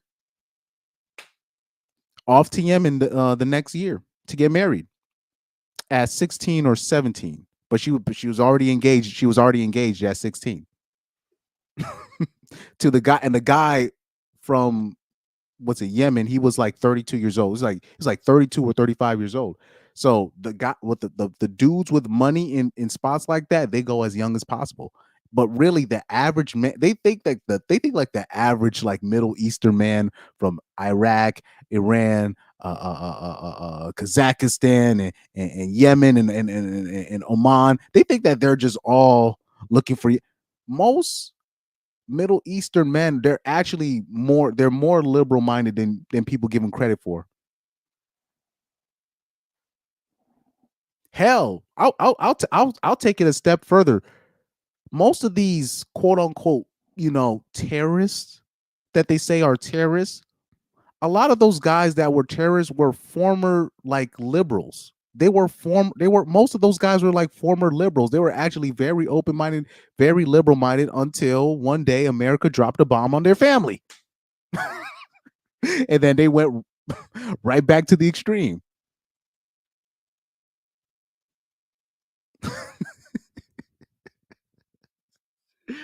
Oh man. It's fucked up that I knew this shit at like in high school, but people still don't get this stuff, man. It's crazy. People don't understand there's consequences to our actions as Americans. There's consequences to our actions as Americans. Shout out to Garrett. Garrett's in the house. So how do you say? Okay, so Lorette had the right pronouncer. It's Shahrazad. Yes, Shahrazad Ali is how you pronounce it. Thank you, Shahrazad Ali. That's she says some very interesting things. That's somebody like she speaks. I listen. She's a lot of the things that men are going through with women right now. She was talking about this stuff in the 90s. I remember she literally made a book specifically for black women. Like, oh, you guys got to start. You got to stop doing this. You got to start doing this. And black women were like rejecting her. And now all the stuff that we have, it was things that she was warning black women not to do. If we did this, then this was going to happen. People didn't listen. Here we are. Pyro said, yes, I see most of these 30 plus, 40 plus women be acting like a 14-year-old girl. And I'm saying, you're too old to be acting like that. I'll say this, Pyro, in my experience, I'm same thing. I'm talking about there's a lot of 30 plus, 40 plus year old women I've ran into. They act like children, dog. They act like kids. They still act like they're in middle school. Still up in the clubs too and everything. Making videos on Instagram. And they just look so out of place, but like mentally they still anywho.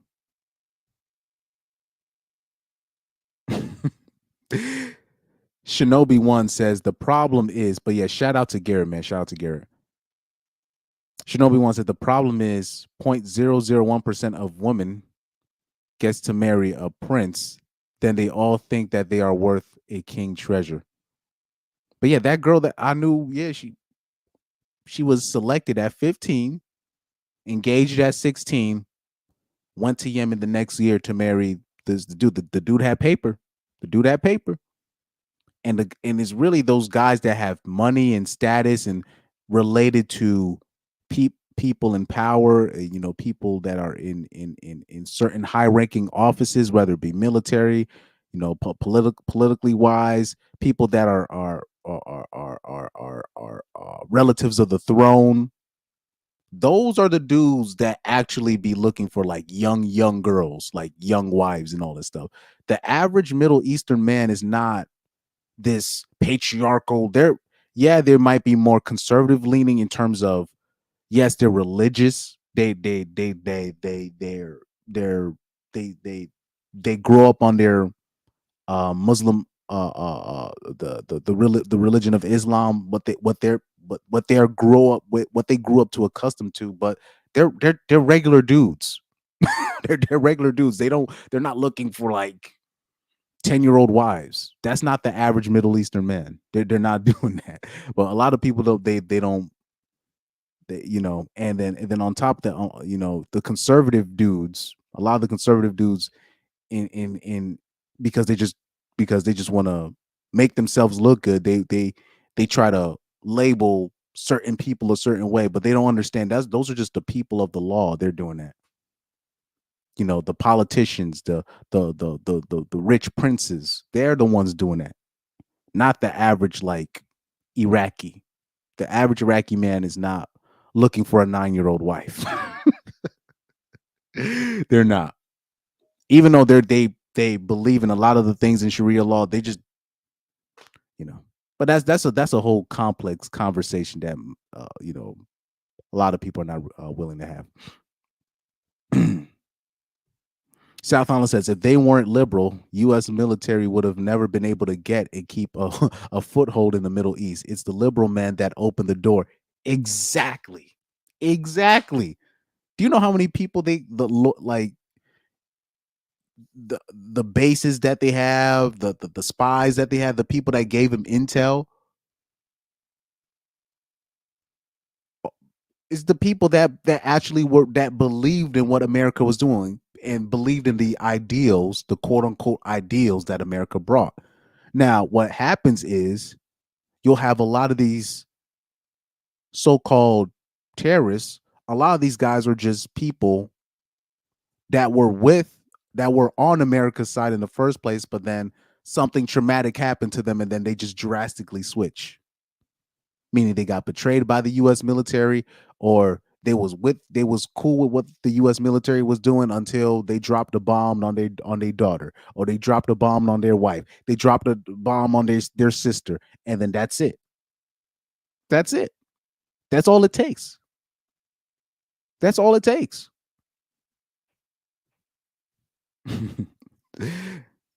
Shinobi once says, "Not every old person is a sage of wisdom." Facts. And I was just saying, yeah, a lot of, I'll say, millennial women and Gen X women, they have a lot to answer to, in my opinion. Because Gen Z women, yeah, they are what they are. It is what it is. But the advice that they were given by millennial women and Gen X women, and really they were just trying to sabotage the younger women. I'll say, yeah, like one day Gen X women and millennial women, they're gonna have to answer to what they did, because it's just pure sabotage. It's pure sabotage what they did to the younger woman. Pure sabotage. That's why I laugh when I hear about millennial women or Gen X women critiquing what Gen Z women are doing, because those are the same women that told them to do that. Basically, they told Gen Z women, date, date, just date, have fun, enjoy your 20s. They told Gen Z women, get Botox in your early 20s and all this stupid ish. And they told Gen Z women, uh uh uh just date non-exclusively. They told them that. If you ask the average Gen Z woman, who did you get your advice from? They'll tell you, oh yeah, it was from my mom, my aunt, my grandma. So, like I said, they're all of the women are culpable. All of them are culpable. All of them. Let me see.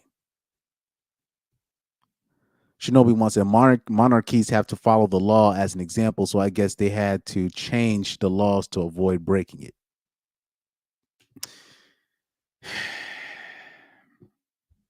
Simple math. Simple math, man. Because the people up top are the most degenerate. It's just back in the day, you actually kind of had to set an example. But the laws that get changed is always it's not most of the times when you see that happens is it's not for the benefit of the average citizen. Exactly. Pyro said it best. The average man is looking for a woman that is fit, that is friendly, fit, and feminine. So the average man, no matter what country, he just wants a nice woman that is not out of shape, that's nice enough. Hell, like most, I don't even think like I believe this. Most men don't even demand, virgins, right? Most men don't even demand that, in my opinion. And they should, but most men don't even demand that. So they just want somebody that's nice, someone that's loyal, and someone that's not going to make them look crazy out there. If he takes her out, he can present her to the world, and it's not going to be no drama that comes back on him. That's all men are really looking for, the average man. But you know, he said the average guy in them areas has to wait until heaven to get laid. Some even go through their version of Valhalla, the big bada boom.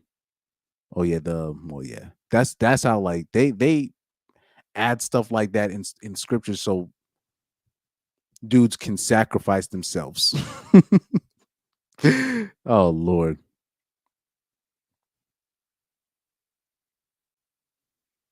Yeah, oh yeah. So Pyro said it said like, yeah, as you said, Chris, women hate women who are younger than them and they hate average men. Like I said, like I always say that, the three things that women hate average men, they hate paternity tests, and they hate women that are younger than them.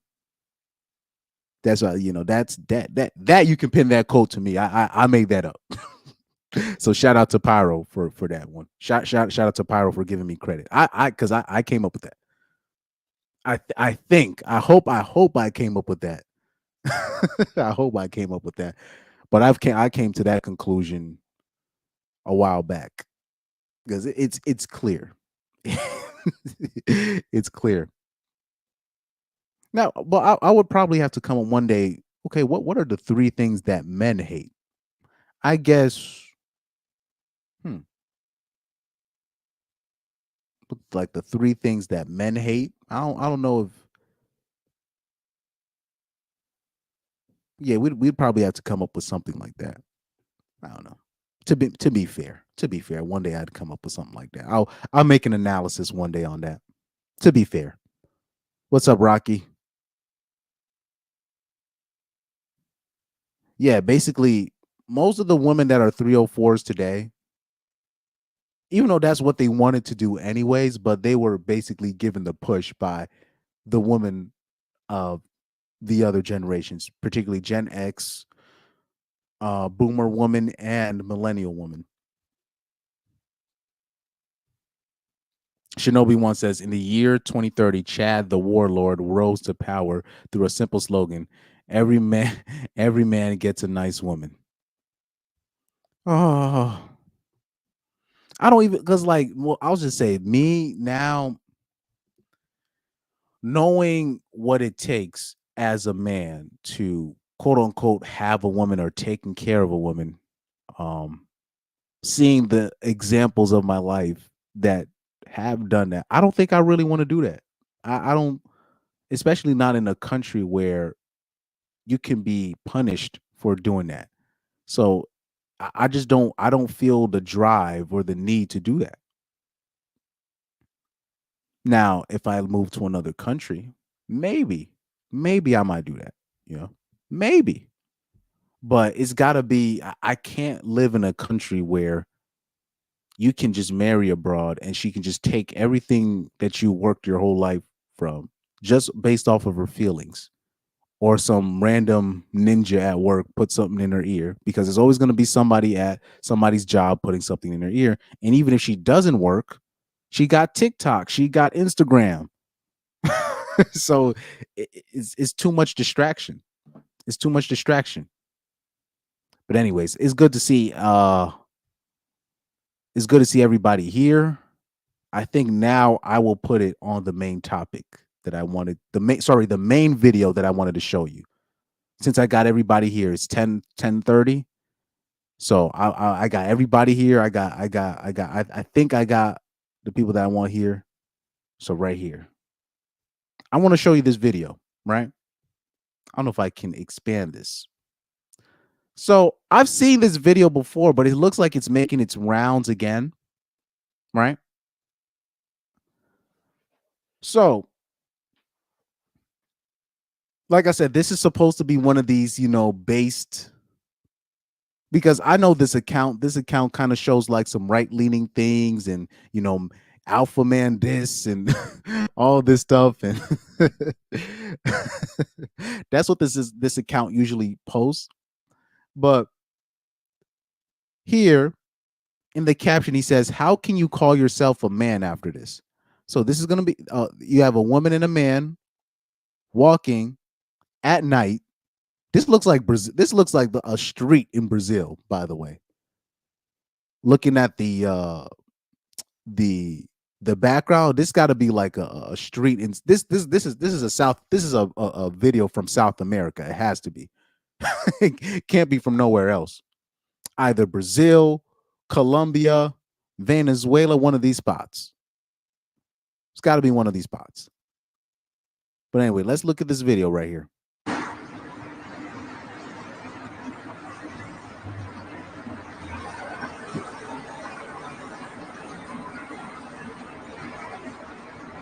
Right. So here you got this woman. She just got robbed at point blank, just point blank robbed, and the dude that she was walking with was out. He ran faster than Usain Bolt in 2008.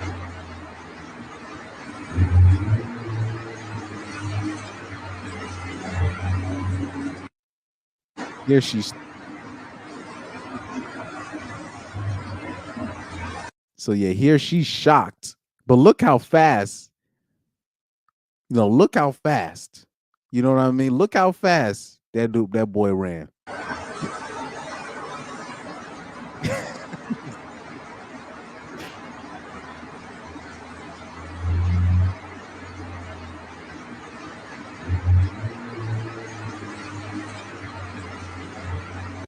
Now, right here. Now, this was an interesting video to see for me, right?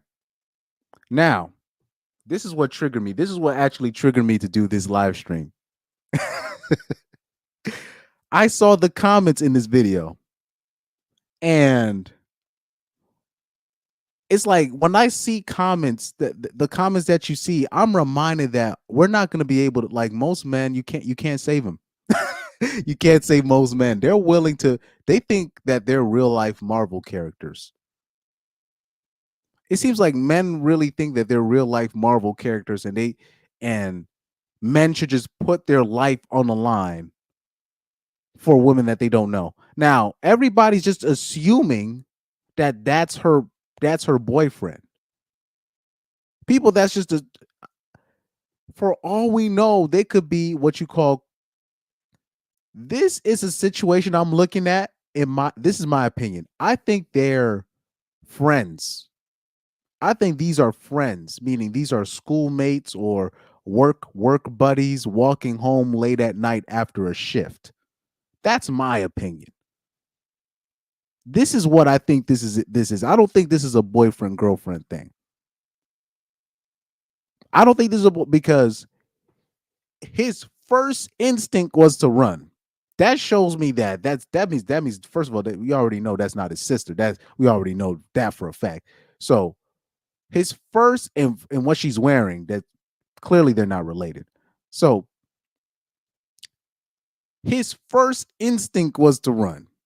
This shows me he has no connection to her whatsoever. So that means at best, he probably smashed one time, maybe, and then that's it. Or in my opinion, I believe these are what you call platonic friends, right? The so-called platonic friends. But I think at that instant, he realized that's not my girl. This is not my girl. I'm out, But look at these. I want to look at the comment. That's what I was going to do. So right here, you have this comment right here. He said this probably left her traumatized, and he just ran away like a scared B word. So he's calling him the B word for a man protecting himself. He's called a B word. And like I said, I don't even think that's not his girlfriend. That's not his girlfriend. I can tell that's not his girlfriend. That's not his girlfriend. So right here we have a actual based comment here. This guy says if a woman doesn't want to do their traditional jobs anymore, why should men? It's a great question. It's a great question. It's a great question. So somebody said this is what a coward looks like. And I'm just like, it's just like most of the comments. Okay, here we go. We got the Carolina Patriots. Mr. Pro 2A guy, constitutional conservative, mug conservative guy, electronic engineer, XY chromosome. Look, take a look. Get a load of this guy. This guy, he's gonna write. This is you look at the bio. Pro 2A competitive shooter, electronic engineer, business owner, XY chromosome. I'm like, oh yeah, we get it. We get it. You're Mr. Conservative. We get it. So he says a man should always walk on the outside closest to the road. This is simple etiquette. I was taught proper manners. Some countries may be different. You see, this is the problem. So now he's making it, because he's raised in a different country, he wasn't taught proper bruh.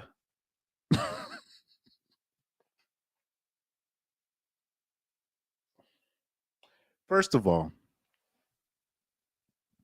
anyway, I'm gonna leave that alone. But these are the conservatives that be getting me pissed off because they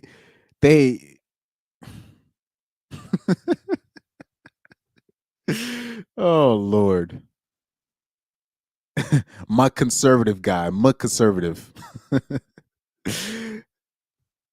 Oh man.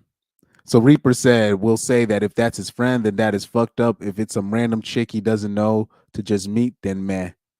I don't care if look, man.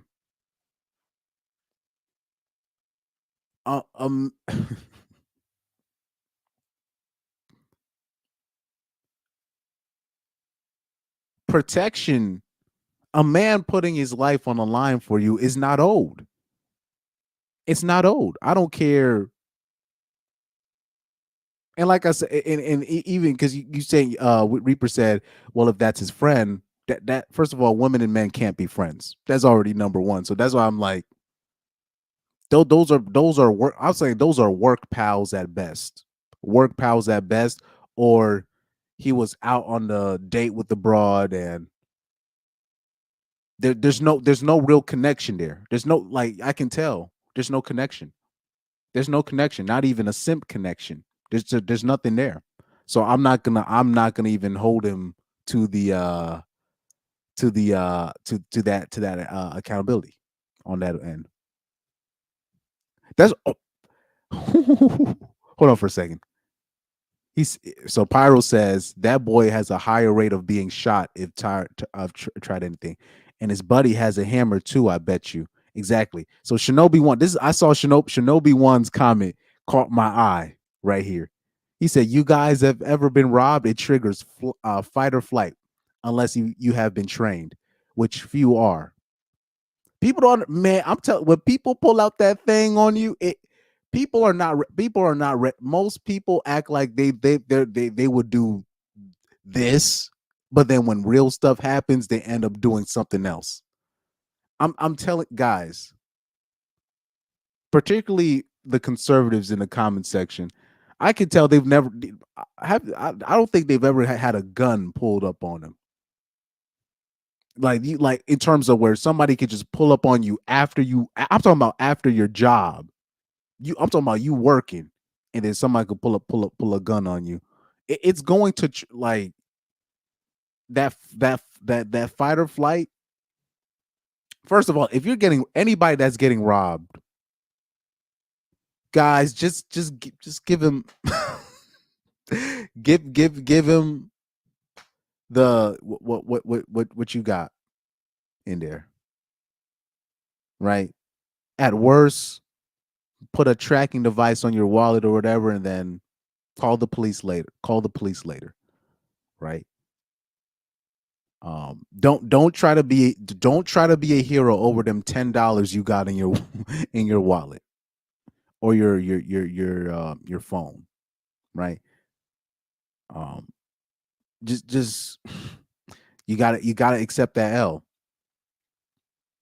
And like I understand, like as a man, you're prideful, but especially I don't think, like I said, the man in this video, I don't think he knows that girl. Like he's not. I can tell he's not connected to that girl. That's why I understand why he ran away. I understood why he ran away. Now, like I said, for certain women in my life, like I said, there's only a few. Probably I can literally only count on one hand the woman that I would actually put my body on the line for. You know what I'm saying? Like that's very few. But especially you talking about a woman that's like my age, and we just walk in and somebody pull up.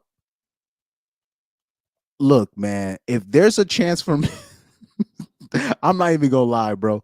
Because like I said, if she's not my sister, she's not my female cousin. Even then, like it depends which female cousin that is. I'm keeping it real with you guys. It depends what female cousin that is. Just to let you know, there's only a few female cousins I'll do that for. But it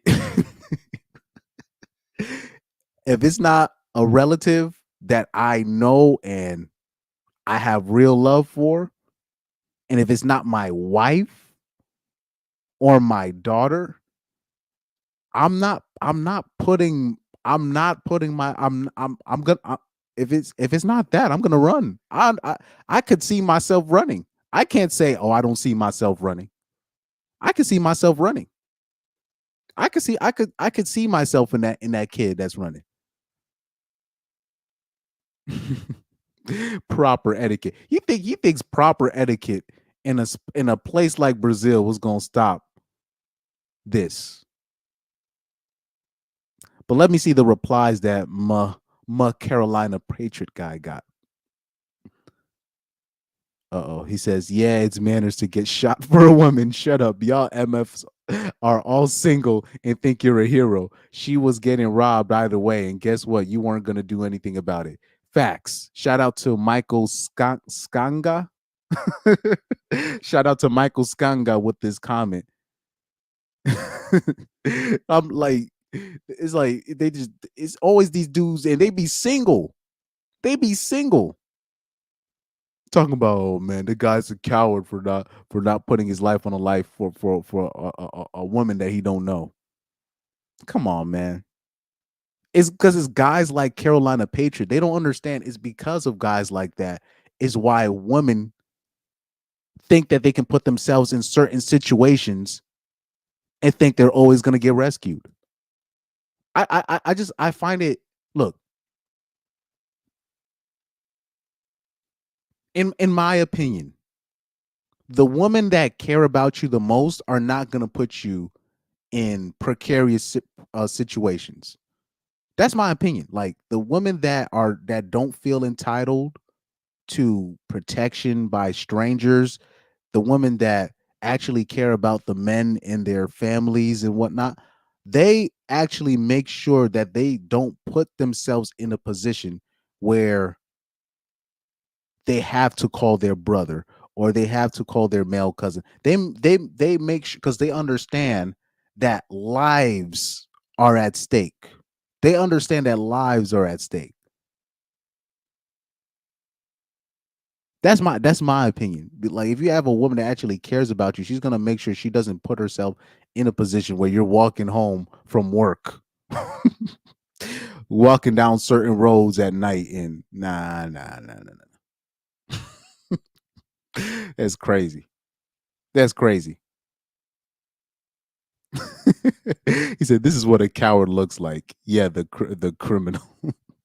he, he the dude running away is getting more hate than the criminal. But like Shinobi wants it. A lot of they don't know what it's like to be forget Shinobi, forget just being robbed. A lot of dudes don't even know what it's like to get bullied. Meaning like dude, I grew up in the early 2000s. Like I'm one of the last of the people that got like hazed and shit. You know what I mean? When I was a kid, like I'm one of the last of those people. And what people don't understand is when you're in like certain situations, you're literally it's like it's just you by yourself. That's it. Nobody's gonna come in to help. Back in the day, people were not you could literally be getting beat up or being targeted by a group of boys or kids, and dudes, people would just straight up not help you. People would just like they would just look at you, just get kicked, and just be like, damn. And then that's it. Like you getting ran up on by these people. Like guys like Muck Conservative, they only they think they understand what life is like is because they grew up in the suburbs their whole life, and that there's nothing wrong with that, but they grew up in the suburbs their whole life. They've been pretty protected their whole time. They have their guns rights, which there's nothing wrong with. I'm not saying that, but their opposition at worst were animals in the woods that they were allowed to shoot at nauseum. They don't really have a reason to really pull out their guns. So for him to say that this is a guy that lacks not only empathy but experience, because I'm not even gonna tell you the other stuff I've been through in my life, but there's a lot of they don't even know what it's like to be threatened, where somebody get pulled a knife on, somebody pull a knife on you, or somebody come up with you with a bat, which has happened to me on separate on separate occasions, and I'm just by myself. You're just by yourself. Somebody come up to you with a weapon, something that can really hurt you. That has happened to me in many occasions. Now, I've never had thankfully, thank you, whatever's up there, right? Thankfully, nobody's pulled up on me with a gun. Now, I've had cops pull up on me for no reason and then be like, oh, wrong person.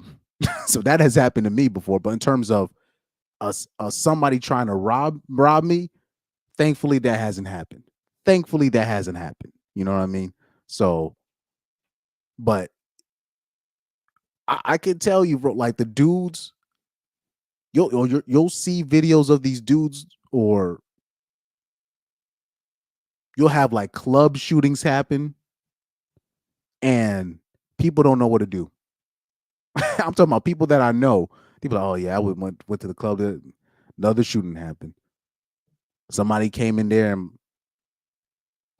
and you'll have. I remember homie had like video footage of like when I'm talking about when ish hits the fan, especially when a gun is involved, a gun is pulled out. Man, people are not trying to get in front of that thing, man. People are not trying to get in front of that. But yeah, but guys like my conservative here, my Carolina patriot. So he goes, explains why you're a weak male. You'd likely be the dude running, not protecting your woman. Sad generation you formed. But this is where this is where he doesn't get it. That's probably not even his woman. But like I said, a guy like that, I don't even think he has experience really. A guy like my conservative Carolina Patriot, he doesn't. I don't think he understands how this works. I don't think he understands how this works. My conservative. Let me see if I can get back to the comment right here. But yeah, most of these comments Oh, he made a whole other this dude, this whole ass anyway.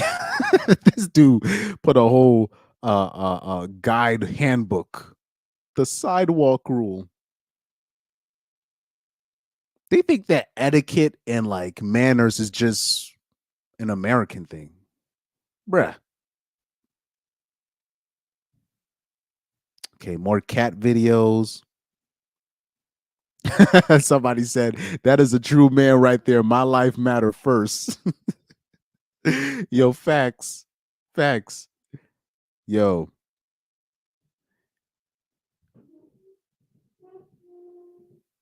Somebody said I wouldn't do it, but I think he made the right decision. To all the liberals and the feminazis out there, this is how equal rights look like in real life. Somebody said this man just lost his girlfriend, total coward. But like I said, that's probably not even his girl, anyways. That's probably not even his girl.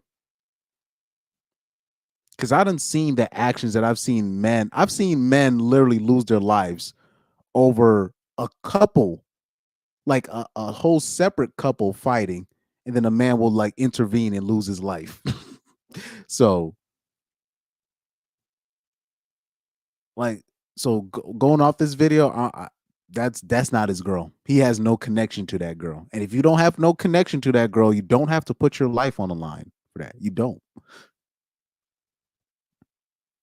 Somebody said thanks to the robbers for showing her that her boyfriend is a coward. Oh Lord. Somebody said she's a strong, independent woman. She can handle it.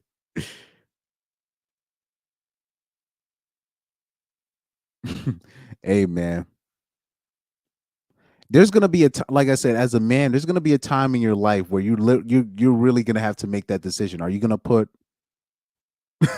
are you gonna put a woman first? Or are you gonna put yourself first? And you never know how that's going to manifest. Yeah, South Holland said it, but he said most of these people have never been in fights or any physical confrontation to be calling anyone weak for running. Like these guys, the only time they'll get into a fight is if they're playing sports, and we already know that's not gonna go that it's not gonna go that far. It's not going to go that far. It's very few people that really that are going to step up when you need them to step up. It's very I'm telling like the people I'm telling you the people in my life that have stepped up physically when they felt like I was taken advantage of, it's very few. And the people that would stick up for me, it's surprising. I'm talking about it'll be surprised. I'm like, oh, I didn't know this dude really had a really honorable attitude like that. It's very few people. Very few people. I'm talking about very, very few. Like I'll give you an example. Let me give you another example in my life real quick. When I was a walk-on in college, this might be a little bit too personal, but I was a walk-on on a team. I got fouled hard by one of the starters. I'm talking about the main starters on the team. I'm talking about he like fouled the shit out of me in a practice. And here's the thing is when starters get frustrated and then they take their anger out on a player that don't play, it's always whatever. He's just mad. And but then if you as a person gets mad over as a non-starter, or if you're a person that doesn't you have no leverage, you don't know nobody on the team, which was me. I had no leverage. I didn't know nobody on the team. So this was the one I was finally getting into form, playing, not making mistakes and whatnot in practice, whatever, trying to do what I can. I finally outplayed one of the starters. I know I'm not going to play, but it's a good confidence booster. This dude literally takes out my whole leg. It was just pure terror. Like there's like if I fouled somebody like that, I'd have been kicked out of practice. Now I got up like it was nothing and I just moved on. Now, usually when stuff like that happens, people just let the starter just get away with it. And the guy that did it, he's not like a super bag. He's not a dirty player, but it was a dirty play, right? There's this guy who has knee problems, who got recruited to play on the team. He came out of nowhere. He was about to fight this and he doesn't even know me like that. He doesn't even know me like that. He was about to fight this. He said that was a dirty ass play, blah, blah, blah. And he's not even my friend like that, bro. You know, he barely talked to that guy for the rest of the year just because of that incident, and he doesn't even know me like that. I was like, wow.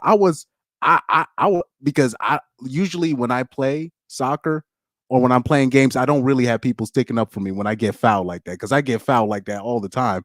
It's very few people that would stand up. You know what I mean? Especially when you're playing when you're playing soccer in the suburbs, you're playing with predominantly Caucasian folks, right? Hispanic dude came through. He was about to fight. He was straight up about to fight this dude. They had to hold him back. Now, I kept that in mind. So I remember like he was in crutches because he had like chronic knee problems. He was gonna play that year, but just his knees was giving up on him.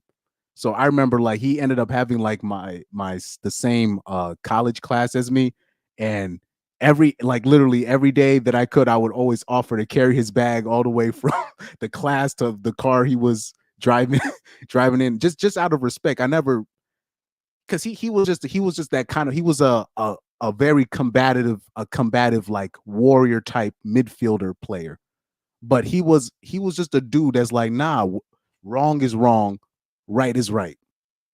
And most people are not going to try to fight. The guy was a starter.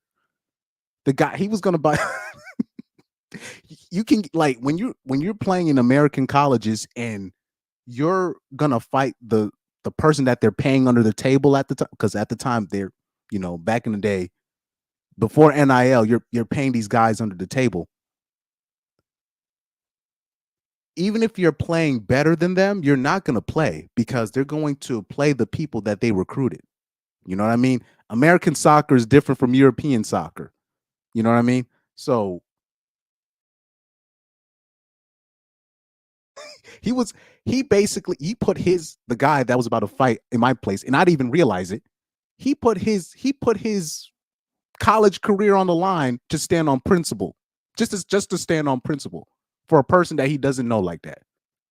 I remember stuff like that. It's very few, because the thing is, when starters, when they act like a diva and they do what they do, they just get to move on. He just lost his temper, whatever. It's just whatever. When the time comes to actually just stand on principle, just standing on principle in general, most people are not willing to step up. They won't. And especially not for somebody that they don't know, where sticking up for me, you're not going to get anything from me. I can't offer you anything. I got nothing to offer. It's so, like I said, just off that. And now you're and this like I said, the same person in the comment, what's his name? Carolina Patriot, whatever his name is. This would be the same person, I bet you. If something like that happened to me, he would just hang his head down and just act like nothing didn't act like nothing didn't happen. I'm telling you, it's very few people that will actually stand on principle when and it's not necessarily just standing on principle when it doesn't benefit them and it could affect their future. I'm talking about that could have, when he tried to fight for me, that could have affected his scholarship, because the guy that tried to fight for me, he got recruited. And he was battling for his position.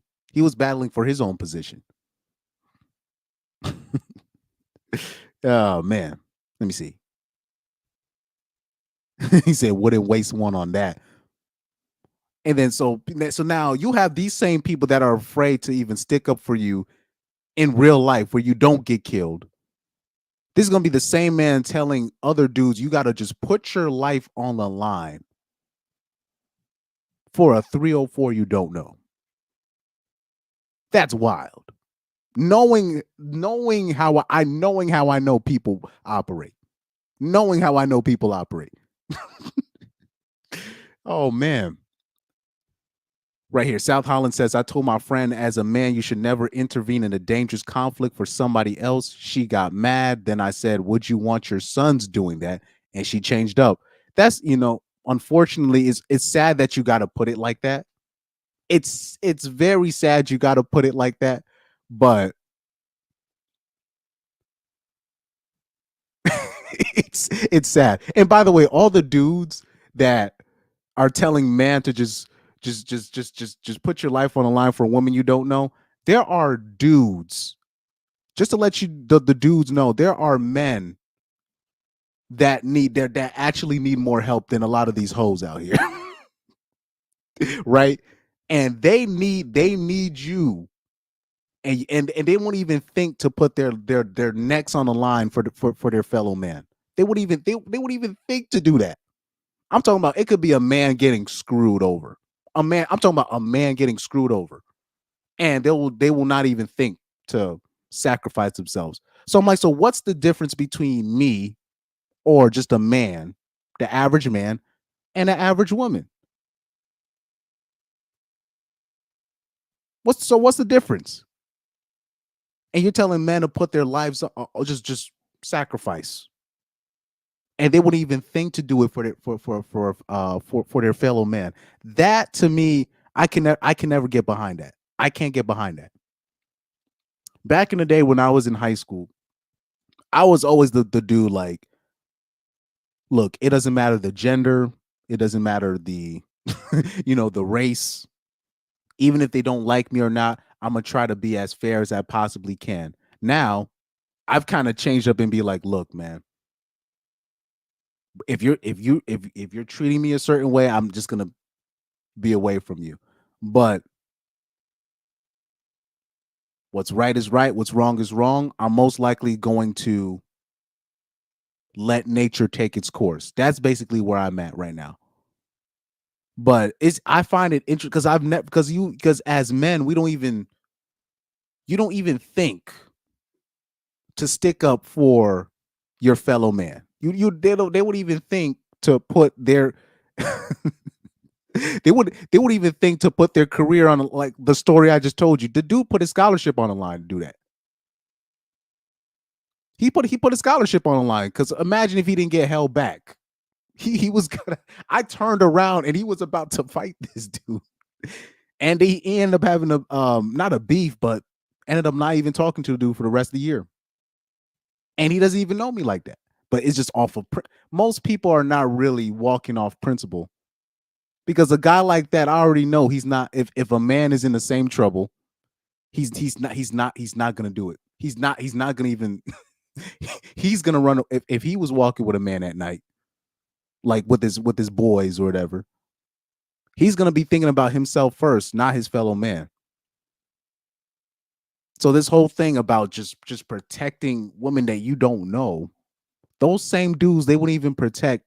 They would they like. I know guys like that. They won't they wouldn't pull it. They wouldn't pull it.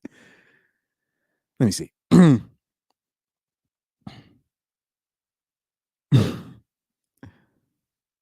Exactly.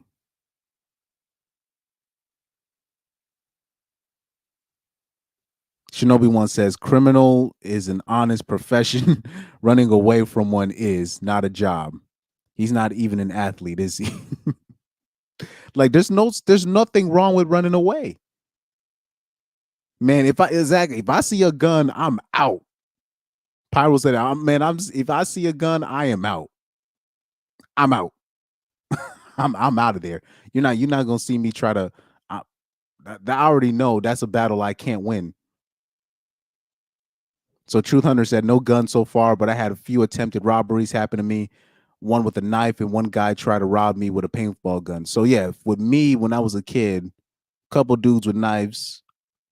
I remember one dude pulled up on me with a bat. This was when I was. I'm talking about. This was when I was a kid, like a kid, like a literal child.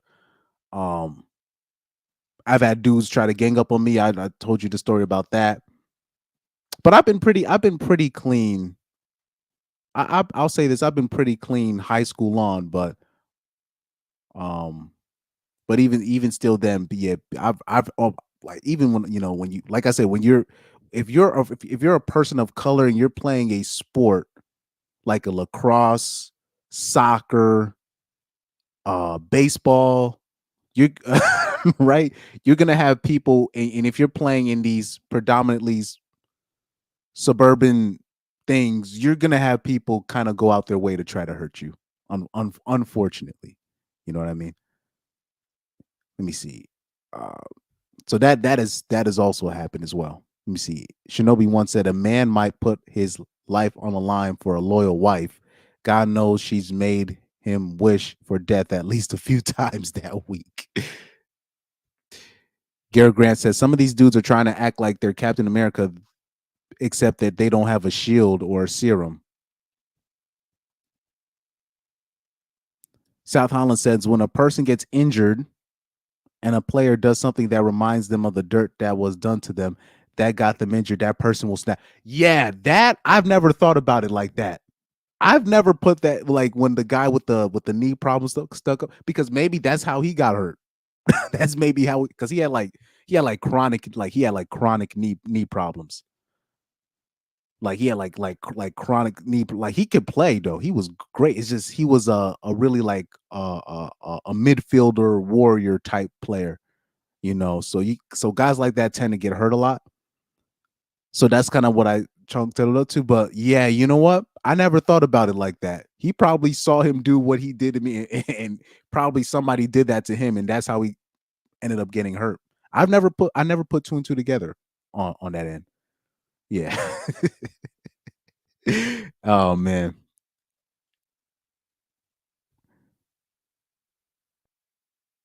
Pyro says, I hate putting it like that, using their own tactics on them to make them understand. Yeah, like it's sad that you have to tell them, look, what if your son's was in that position? Would you want your son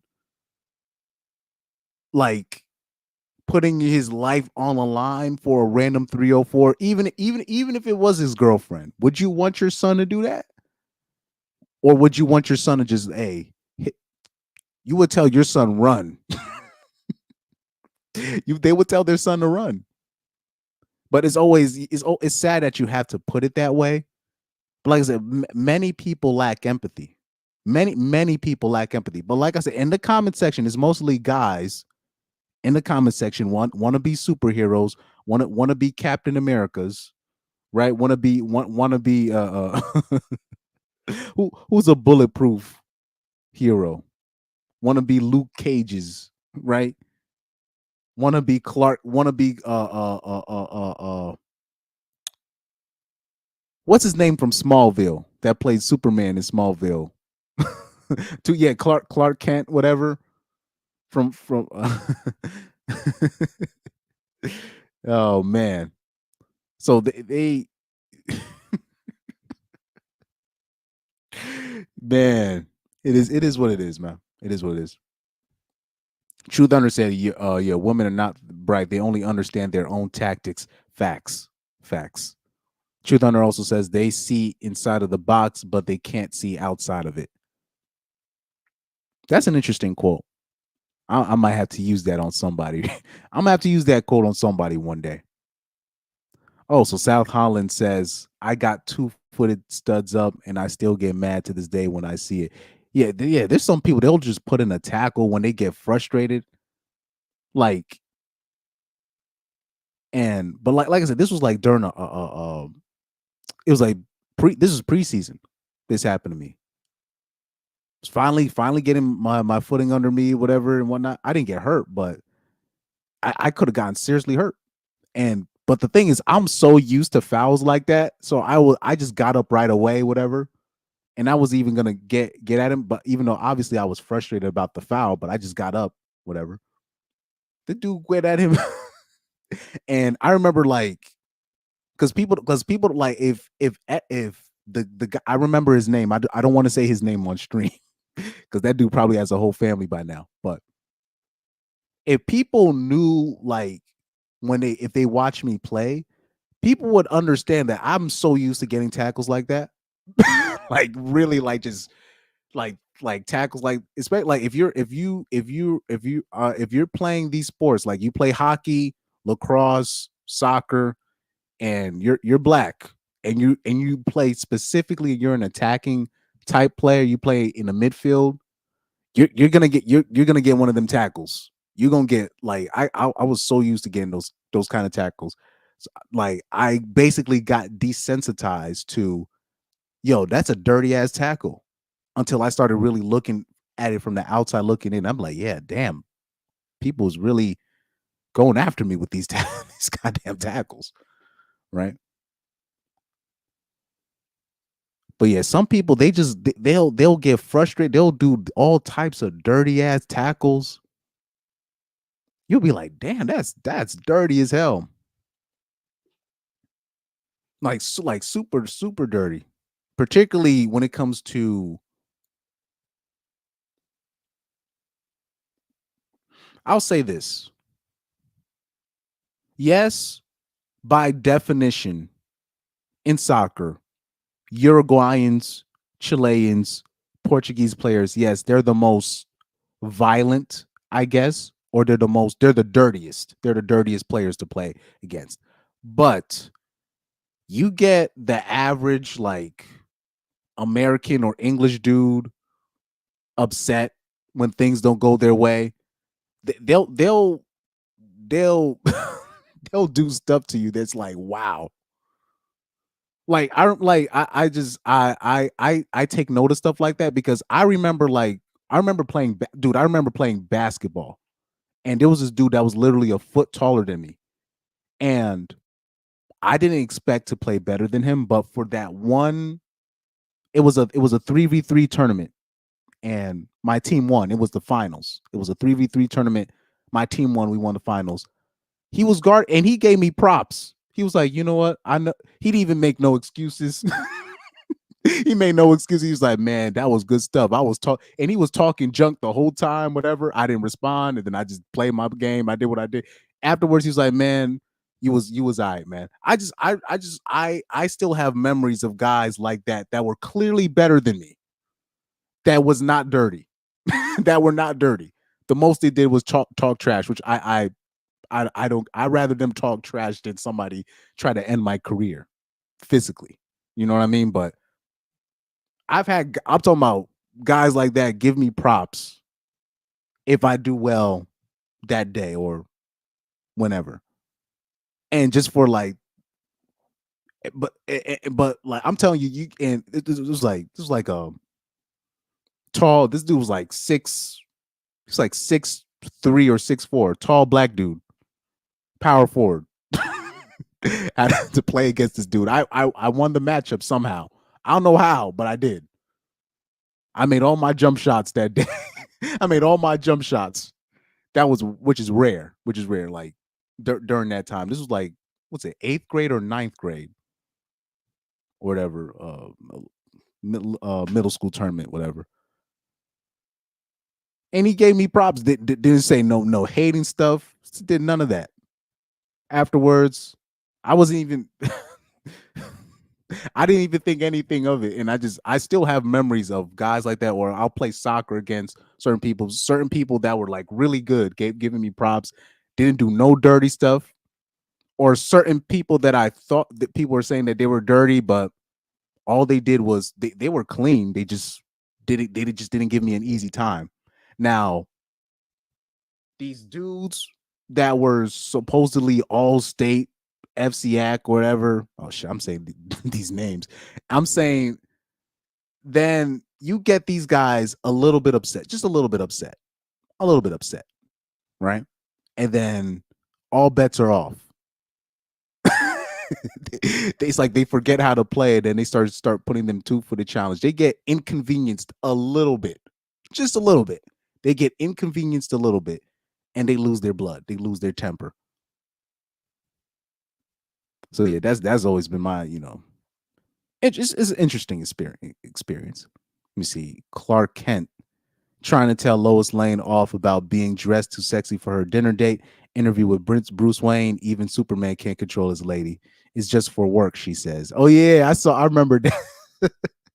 Are you talking about the that's the one with the Batman animated series when uh Superman saw through Batman stuff, and when Superman discovered that Batman was Bruce Wayne, and he's like, Bruce Wayne, and Batman was like, you peaked.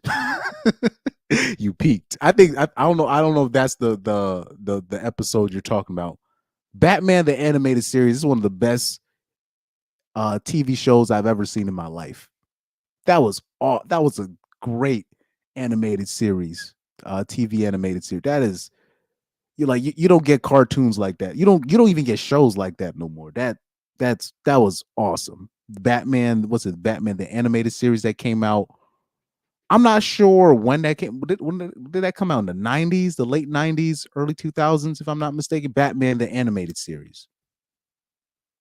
Let me check something out.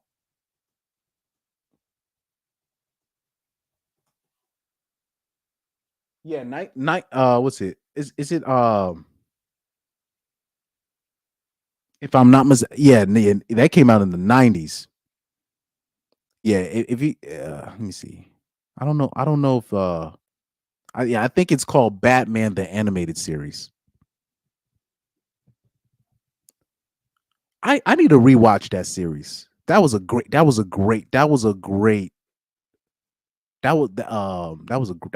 series. But anyway, let's go back to the comment section.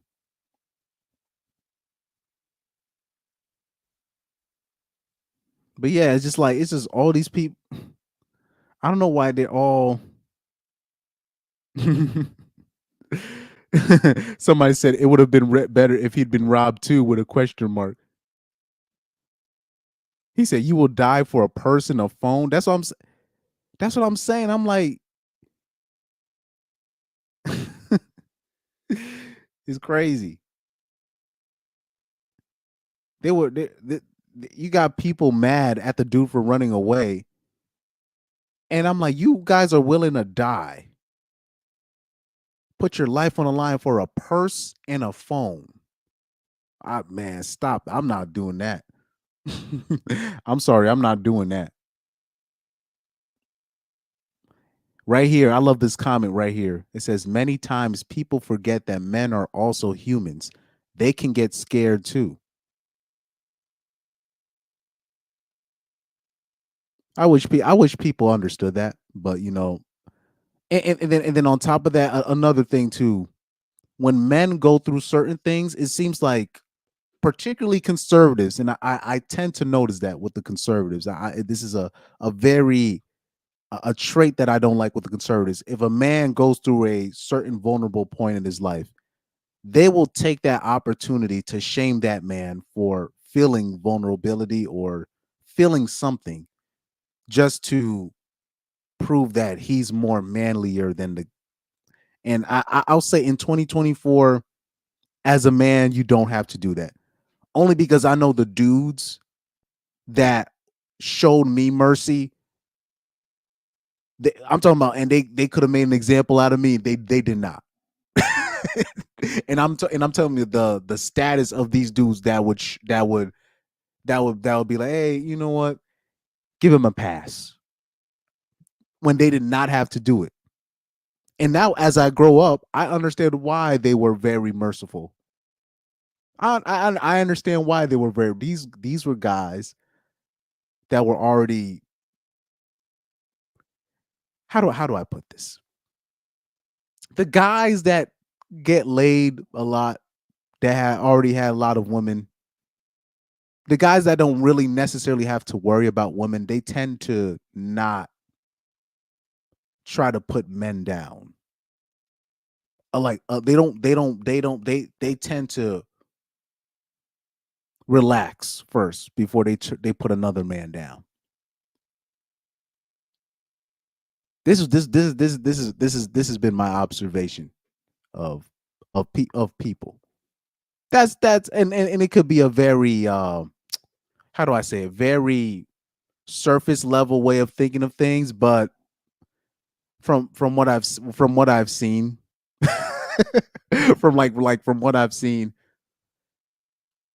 the ones that tend to lack empathy are the ones that are not really, they don't have as much experience, if you know what I mean. Oh man. Yeah, yeah. That show, yeah, Batman animated series. That was oh man, that was awesome.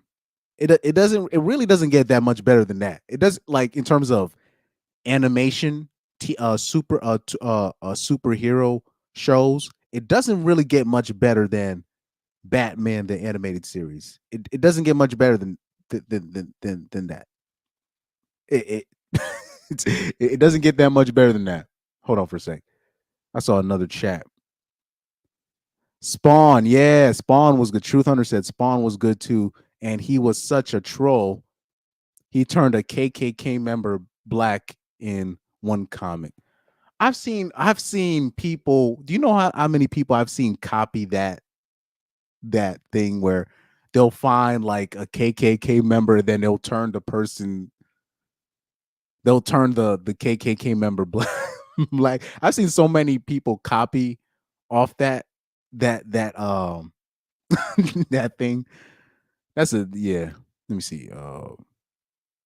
Yeah, that Batman Superman crossover episode. That was oh man, that is peak low key. I don't think people realize it at the time. And obviously I wasn't alive at the time, but that's peak what wherever you were as a kid when that came out, I don't think people real that's peak TV.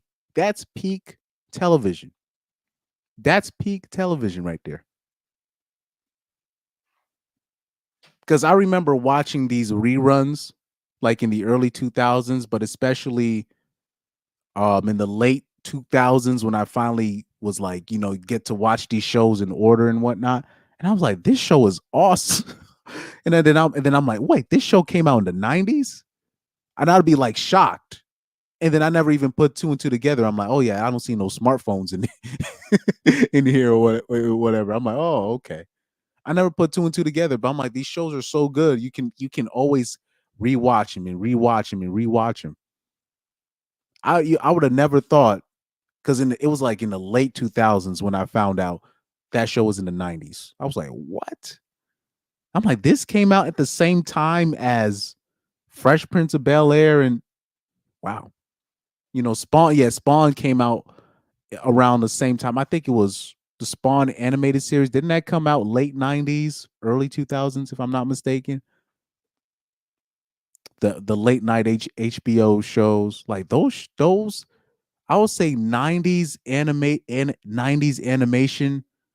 I gotta give the credit where credit is due. That was great. That was great TV. That was great. That was great TV. I gotta give it credit. Let me see, man. Oh man, my brother's here. Let me see. Batman Batman the animated series 1992 to 1995 according to Google. Yeah. Yeah, I can't believe like it's from 19 that only ran for 3 years. That's impressive. That's very impressive. Rocky said I still like how Batman tossed Superman across the Oh man, I love you remember when Joker has that scene was brilliant. He was like, I thought I had it all figured out. All right. The gas. Joker doing a whole dance, doing the jerk, just torturing Superman. Man, like, oh my, I love that series. That was a great series. That is a great series. That's as good as it gets, man. That's as good as it gets. Oh, yeah, Batman had the kryptonite ring. I remember that. Oh yeah, Rocky. If you get the chance, watch that. He said I never actually watched Batman the animated series though, even though I wasn't the target demographic. Further, Lorette says further Batman episodes were aired under the title "The New Batman Adventures" on the WB. Yeah, but yeah, that's a great series. That's a great series. Yeah, I agree. Truth Hunter says a lot of guys who put down other men that put down other men are trying to reclaim their lost manhood that a woman destroyed. I agree. I agree. Other dudes that do like they can't like, especially now where I'm at life. Like I really gotta, if every man is just calling a certain man a coward for protecting himself, I'm not gonna, no. I'm not gonna join in. I'm gonna look at the video. I'm gonna look at the facts first before I make my judgment. Because it seems like if a man is not outright just sacrificing himself, then he's not being a man, and I don't like that. That to me, that's not life. That's not living for for me. So Rocky says Spawn was mid-90s. Okay. I'll show you like the shows that I grew up on. Yeah. Said South Holland said the writing used to be so good you actually cared about the characters and the villains had to be as good as the heroes. The writing. That's what I was about to say. The writing. The people, the writers back then, the voice act. First of all, the voice actors were brilliant. Second of all, the writing. It was the writing. It just it. The writing is so bad nowadays. Writing is so bad. Like the writing is so predictable now, especially like in these Marvel movies that I seen. It's like the Marvel movies, they don't even realize, that show The Boys, right? You know how like in The Boys, like they would make fun of how, remember how they were trying to promote Maeve. What was the Wonder Woman's name in The Boys? I think her name was Maeve, if I'm not mistaken. Remember Maeve had a girlfriend, and to try to help her promote her sexuality, they would add these corny ass cheesy lines in the movie, and then they would have. And remember, they were trying to get Maeve's girlfriend to wear like a Hillary Clinton pantsuit, and she was like, "I'm not wearing this." She was like, "What is this?" It was like, "Nah, this is gonna be good for the aesthetic," and you're just like, or how about remember in the latest season of The Boys, A Train story, where they're basically trying to make him like he's a lost black dude from the hood that finally finds a white coach that believes like these lines are these storylines are so corny.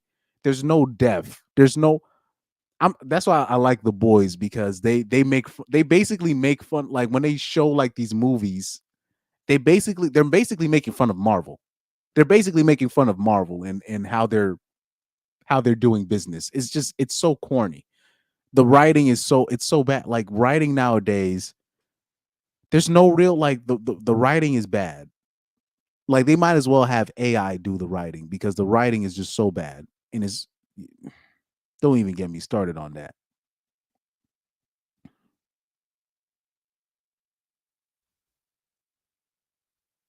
Oh yeah, Batman animated the animated series. I love the boys. I love that's one of my favorite shows right now. The Boys on Amazon. That is a great show. I don't understand. Wait, and here's another thing too. I don't understand why the conservatives they like it was, or people in the RP space. Maybe it's just me, but all of a sudden people don't like The Boys anymore. What's going on with that? What's going on? The Boys is still a great series to me. It's a great series. I think it's a great show. I'll say this though, the real superhero show that I need that I actually like more than The Boys, the one superhero TV show that I actually like more than The Boys is the show called Jupiter's Legacy. I don't know if you let me see. Let me see. Yeah, exactly. The Wonder Woman girl, the lesbianist girl. They remember they was telling her, yo, you got to wear this Hillary Clinton's pantsuit. I was like, oh hell no, nah. They didn't do it. They do it as their, and they would have her like say like lines when Maeve would have her movies, when they would do the movies of the seven.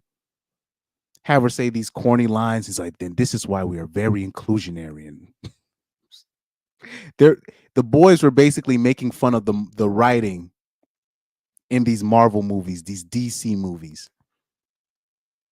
Um, what's it? Yeah, the show Jupiter's Legacy. This is the show that I want people to watch.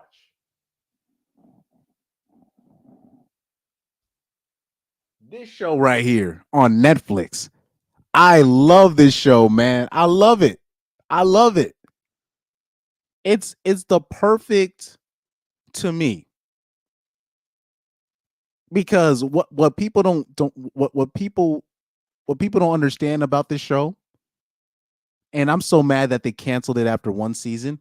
What people don't get about the show, they're showing that basically that old school thing of heroes where you have to honor the code and all this stuff. That ish don't work, and it's showing how the old ways of doing superhero things are dying. I really like that concept that concept that they showed where basically the main character, his way of doing things, it just doesn't work in the new world, and how his wife was the first person to break the code because she got discouraged because a young woman that she was mentoring died on her first day of the job trying to protect this so-called code. I love Jupiter's Legacy. I was so into it. I'm so mad they canceled that. That was a great series. That is a TV show that I actually like this show more than The Boys, in my opinion, because it actually shows the reality of if you have all these heroes, right, that are supposedly doing the right thing, it's going to be way more hero casualties than villain casualties, meaning heroes dying, where it's just showing that like there's like no there's like no there's literally nothing to be gained from being a hero in Jupiter's Legacy. I love it. I love it. I love it. I love that concept. I love that concept. It's the even if it's not, even if it was poorly um how do I say this, executed, but it's the idea of that show that I really like. I really like that. Um Carlos X said, "I'd make sure I get home to see Batman the animated series at 4:30 every day in the 90s." Yeah. Carlos, you don't even realize that was peak. That's peak TV right there. We don't have shows like that no more, man. No, I'm talking about animated. Too much fluffy stuff nowadays. Too much fluffy stuff. Too much fluffy stuff. Um, Let me see. Rocky said, "Is there a black man, white woman couple in The Boys? If so, then that's why they don't like it." No, there's. I don't know what. Like, it's not that. Even though, let me see. Is there? They weren't complaining, but they weren't complaining about. They were just. I don't know why. I'm talking about. It was people in the manosphere too, like, and people in conservatives saying that they didn't like The Boys no more. I don't understand why, because they're saying like they were saying that this specific season was quote unquote woke. I didn't, maybe I'm missing something, but I didn't see that. I didn't see it. Now obviously they're gonna always add things, but they were already showing left leaning things in The Boys in previous seasons. I don't know why this was the season that they decided to that conservatives decided to be like, okay, this is the line that we draw with this season. I don't get it, because they already had gay stuff in the first season, second season, third. They already had all types of fluffy stuff in The Boys anyway. So I don't know why this specific season is where they drew the line. I don't get it. I don't get it. I'm talking about. I remember in season 1 and season 2, there were scenes I couldn't even look at it because there was so much fluffy stuff in there. But they were trying, like the boys, they were trying to be realistic as possible. That's why I have to give respect to that show. Yeah, it's a brutal. Carlos X said, "I like the boys comic book a lot more." Oh yeah, because I haven't read the comic book. I've only watched it on Amazon Prime. He said, he's like, I like how brutal and dark and goofy it is. Oh yeah, Omni Man in the Invincibles. I remember what's it? A girl from a podcast. From my cousin's podcast. This is somebody that was cool though. This is somebody that was cool. She's cool. She put me on to the Invincibles. And I've been hooked ever since. I like that show. I like the Invincibles. The fuck? Yeah, I don't. We gotta do a episode on. I don't know why the conservatives was crying about season the latest season of the boys. I don't know why they drew the line with this season. All right, we're drawing the line with this season. Maybe it's because I remember somebody was they were telling they were showing, but they were showing all types of weirdo stuff in the first 3 seasons anyways. I don't know why they drew the line with this season. Let me see. But yeah, the Invincible what's it? The Invincible. Invincible. I like that show. Oh yeah, and by the way, the girl that I'm talking about, I'm not gonna say I consider her a friend, right?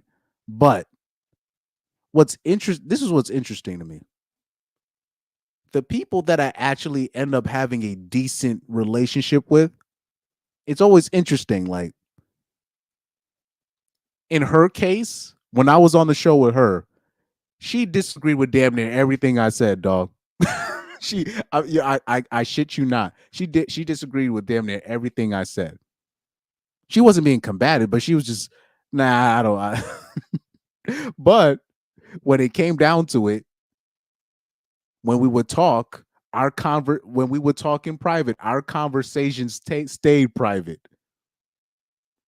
When we would talk after the show, things between us stayed between us. It was no fake ish. It's very interesting how that worked. Like I remember like my cousin had this one chick that was supposedly open minded and all this stuff, and she was really, once the show was over, right? Once the show went off, right?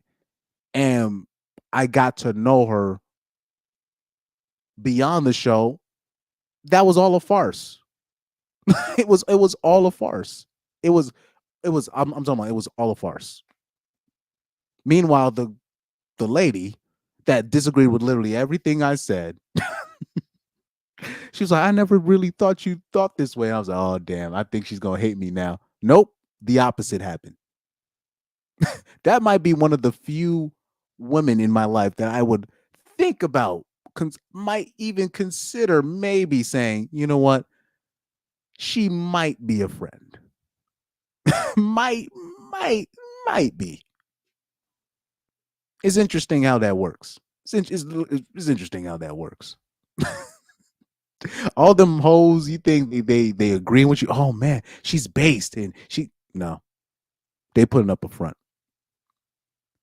You can only tell the realness of a person if they disagree with you and they still fuck with you afterwards. That's really when somebody can really prove it to you, where where you disagree with the person but you still have respect for them afterwards. That's when it's really real. And that's my opinion and I'm sticking to it.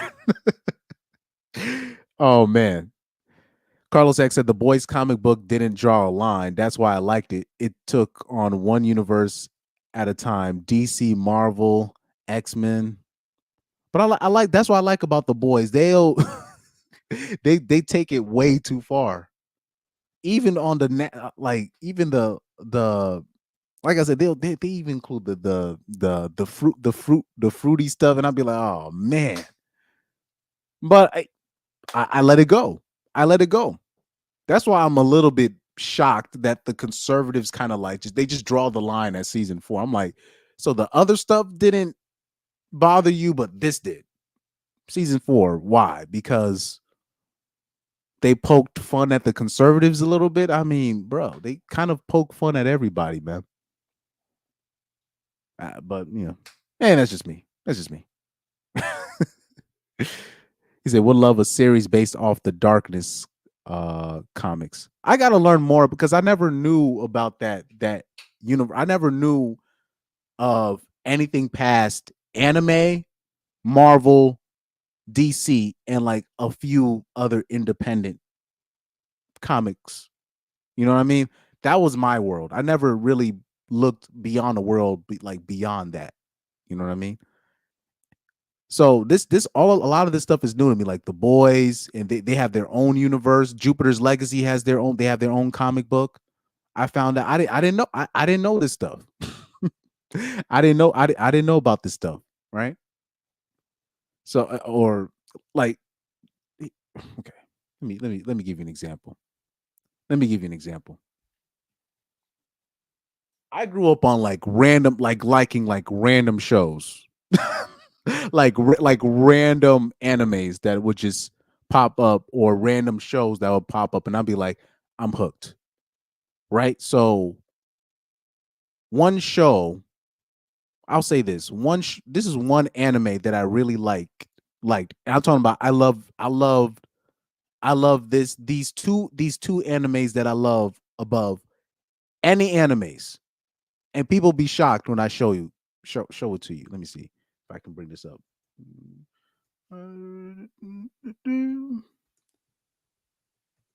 People are shocked when I say this is my favorite anime of all time. The Get Backers, right? This anime came out in the early 2000s, but I I um I I I read the anime. I read sorry, the manga of that. That's how hooked I was on the storyline, the plot with this show, this one. This was a great anime. Like I still reference this anime to this day. To this day, I still reference this anime, right? Another and then is this anime and this one.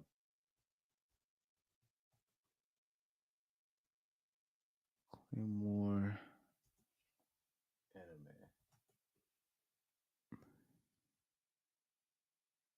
This anime as well. These I don't know why, but I like these two. These ones I liked I liked these ones right here. Maybe it's because I was watching it during a time where I finally found like the illegal sites where I could watch these animes in peace in like 2006 and 2008 and all that stuff. But man, yeah, the Claymore. I really like the concept of how it was a very like that was a very interesting concept, how they try to create these demons slash humans and make them soldiers, and the experiment failed with the men because they couldn't hold back the demon, but it ended up being the women that were able to be the only soldiers fit to defeat these demons, whatever.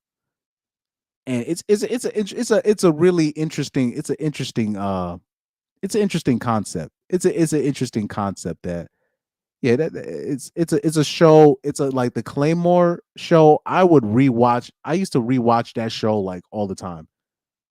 It was always an interesting concept to me. I don't know why.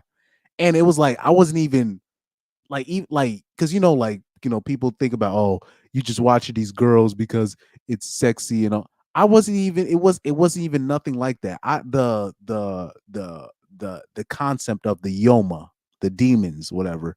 And basically if they let the Yoma take over too much, they become the Yoma, then they gotta get taken out. It's a weird it's weird concepts. It's weird concepts, but I was able to follow it.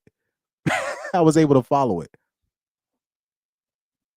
Um yeah. I don't know why. I don't know why. I liked Get Backers and Claymore. Now Claymore is basically, if you really think about it, Claymore is kind of based off The Witcher a little bit, or you could say The Witcher's based off of Claymore. I don't know which one came first, but you know they. Yeah. Yeah, I love the shows that no one be watching. Those are the ones I'd be liking, man. I don't know why, but the Get Back, man, the Get Backers, that I love that. I love that. I love the Get Backers, man. That was my favorite. That was like my favorite. Like those were like my two animes I liked, and then I would just watch like other just random like shows. Like I remember watching a random remember like do you guys remember hold on for a sec. Yo, bro, you know I used to watch in 2009, in 2010, I watched two seasons. I watched like the first two seasons of like Jersey Shore. I watched like the first two seasons. I watched like every episode. I watched the first two seasons of Jersey Shore. I was hooked on it for some weird reason. I like that show. I watched the first. This was like in 2000. Yeah, in 2009. I watched that 2009 season. I watched every episode of Jersey Shore. I don't know why, but most of the stuff I would watch outside of the shows because most of the stuff I was watching sports and stuff like that. Then I was watching sports shows and all that, and and watching movies and all that type of nonsense. But yeah, I would watch like it's just random shows that I'll be like, man, I like this show. I don't know why. I don't know why, but I like this show. But yeah, then obviously I like the rest. I like watching what's it Static Shock, right? Then the normal ones, Static Shock. What else am I missing? Static Shock was great. Oh, why am I forgetting? Dude, remember like those the Spider-Man shows? The Spider-Man the one that came out in the 90s. Man, Disney XD would show, yeah, I like the Spider-Man one from the 90s, and then I like uh Spider-Man Unlimited. I like, yeah, Spider-Man Unlimited. I liked the X-Men that came out in the 90s. I liked X-Men Evolution. Uh what else? The X-Men that came out in 2009, Avatar The Last Airbender. Avatar The Last Airbender. I will say this, Avatar The Last Airbender is definitely a top 10. I would say definitely, let me see. That is definitely, I'll say Avatar The Last Airbender. The animated show is definitely top 10 series I've ever seen in my life. In terms of out of all the TV shows, animated and you know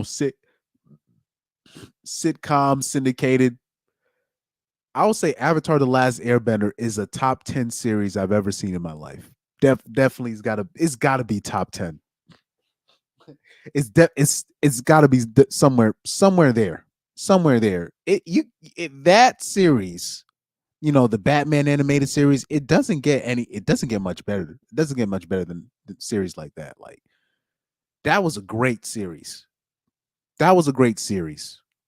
Uh yeah, Avatar: Last Airbender. What else am I? I'm missing a lot. I'm missing a lot. Um, I'm missing a lot of shows that I just can't think of right now. Oh, Ben 10. Ben 10 was good. Ben 10 was really good. Ben 10 was good. The Boondocks. Why am I blanking on these? Yeah, the Boondocks, South Park, these shows, obviously. Uh American Dad is underrated. Uh I'll say this. I'll say this. You know what show people might disagree with me? You know what show was like really low key one of the best shows, one of the best cartoons ever? Do you guys I don't know if you cuz it was on Cartoon Network. I don't know if it's yo, I'm telling yo, Adventure Time. I know people will disagree with me on this, but Adventure Time and regular show, but I'll say specifically Adventure Time. That is one of the more because I guess people are looking at Cartoon Network, post 2010 as not as good as the early 2000s, which is true, but Adventure Time, that was a great series. That was a great that was a good series. That was a really good series. Um Man, it ran for 10 seasons. Adventure Time ran for 10 seasons. I didn't even know that. I didn't even know that. Yeah, Adventure Time was great. I know people might disagree with me on that. People might disagree with me on that. Adventure Time was a great series. Cartoon Network had some great series later on. It was underrated because people were always like, oh, it's not going to be like it was in the 2000s, but Cartoon Network had some decent shows. Like Regular Show was a good show. Young Justice was decent. Young Justice was a decent show. Uh yeah, the Young Justice was a decent show. Let's see. Yeah, South Park is always gonna be goated. Crunchyroll. Crunchyroll used to be. I remember when I was in high school, Crunchyroll was free, but it just had ads in it. I don't know if it's still free. But Crunchyroll came in clutch for me in high school. Crunchyroll came in, but the website I'm talking about, it's called I don't know if I can say it on air, but I don't know if it's still there, but it's called Kiss Anime. But I watched it. I watched Claymore and Get Backers via a different route, but Kiss Anime, when I found Kiss Anime, that was it. That was it for me, bro. Kiss is like Kiss something. Kiss something like if you go via Kiss, you can watch so many animated shows, not just anime. There's something called Kiss something, not just Kiss anime. It's called Kiss something. You can watch all. I'm talking about all types of shows in order, bro. Like any type of animated show. Yeah, Kiss Cartoon. That's what it was called. Kiss Cartoon dot something. Kiss Cartoon dot something, and then you had Kiss Anime dot something. Those two websites, man. Oh man, that came in clutch in especially middle school. That came in clutch. That came in clutch, man.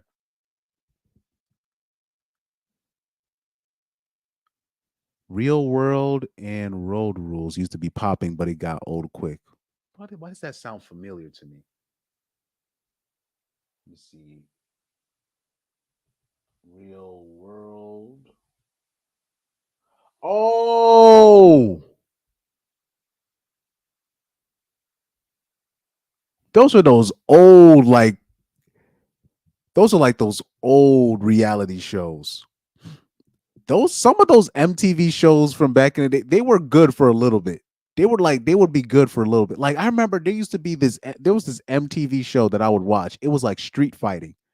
And it was like people like real people fighting in the street. Like it would be like and it would be like actual like fighters that they find and then they just have like a regulated it's like a regulated street fight. It was the weirdest shit. Like I remember watching like five episodes of that. MTV would have some like interesting shows that would be good for like 3 episodes. Man, that's a throwback. Some of these shows, man. Yeah. Some of these shows. What? Oh, how about I remember shows like what's it? Misfits, the British TV. People gotta watch that British that superhero show. The British TV show Misfits.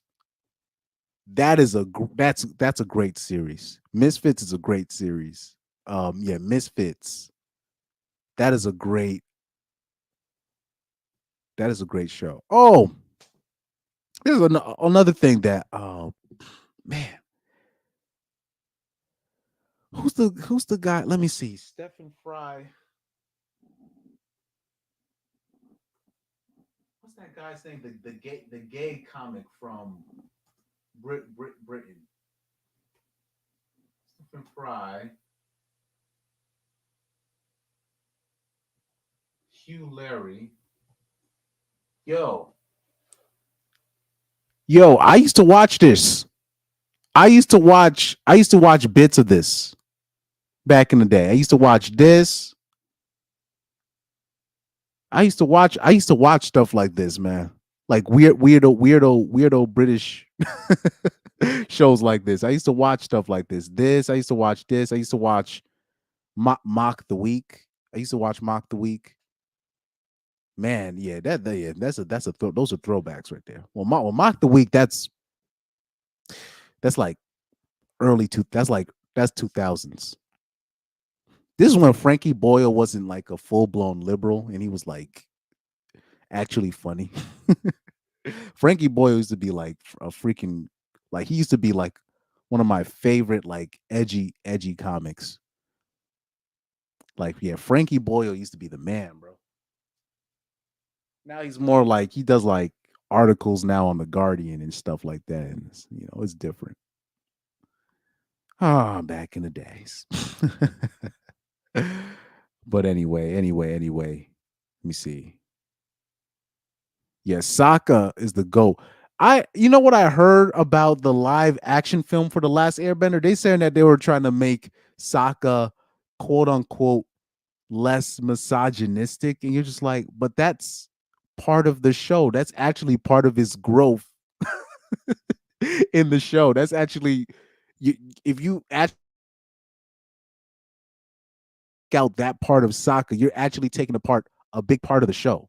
So yeah, I remember I was seeing something like they're saying like in the live action show they're not gonna make Sokka misogynistic, quote unquote, even though that's basically what makes his growth in the show powerful.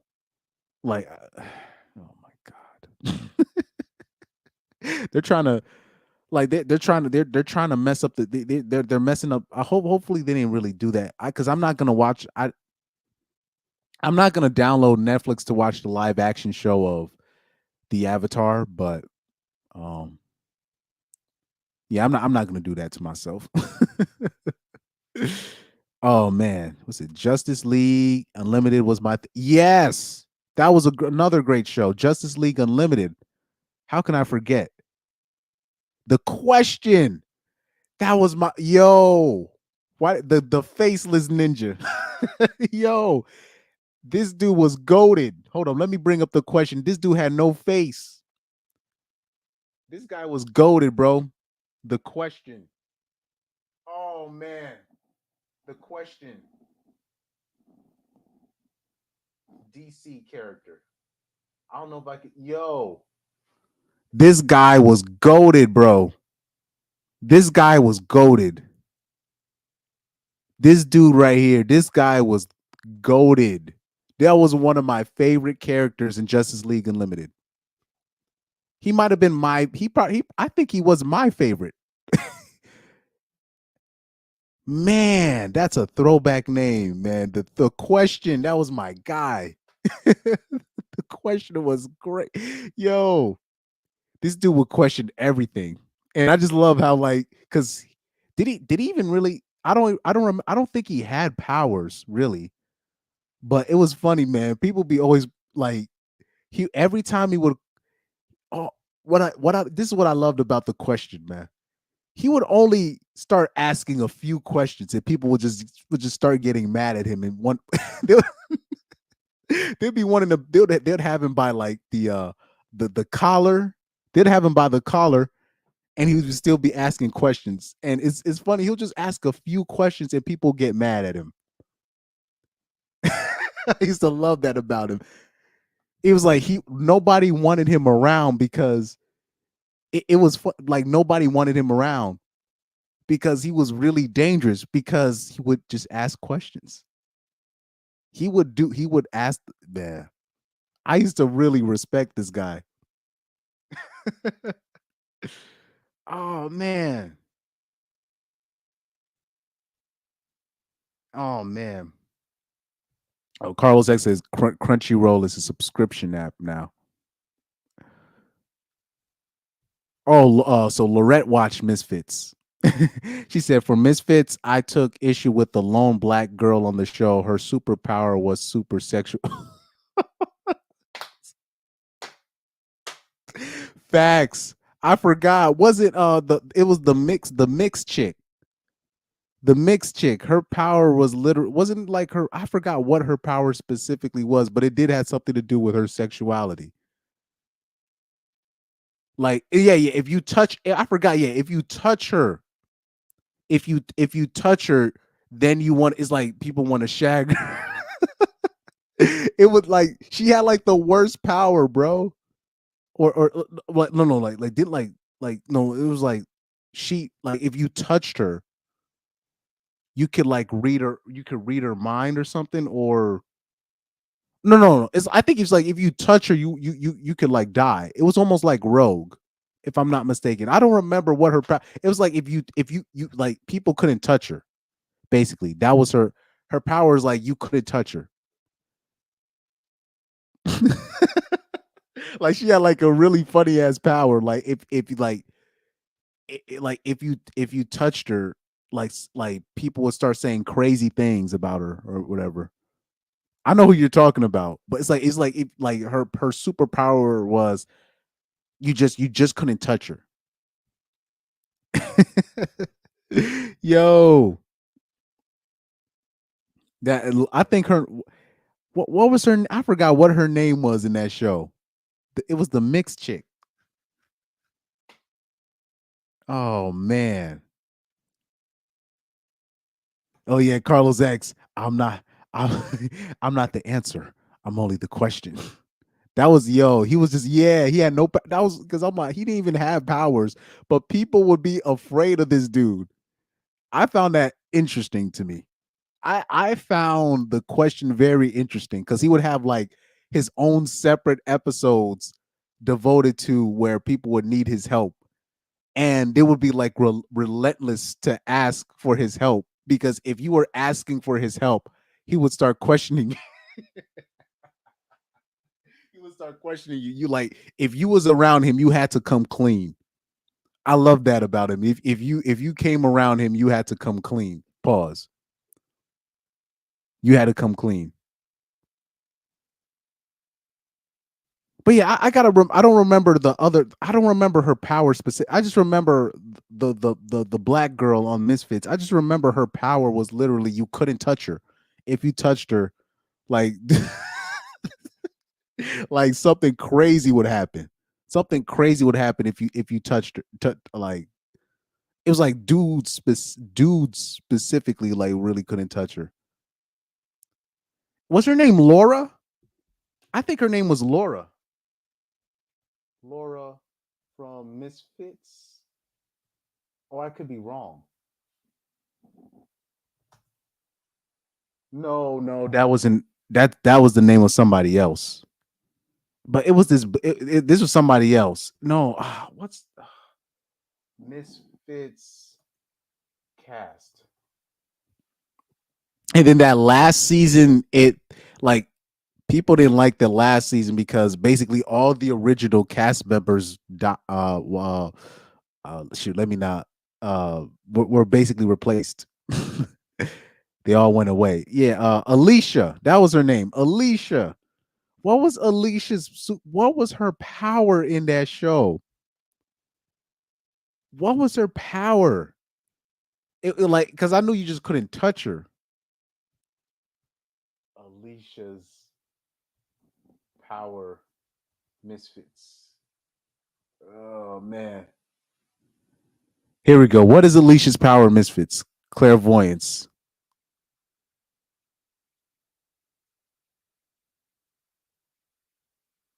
Or maybe I'm wrong. Maybe I'm wrong. What was man? Why am I blanking on her power? But was it like wasn't there like a point where like people couldn't touch her or something? Let me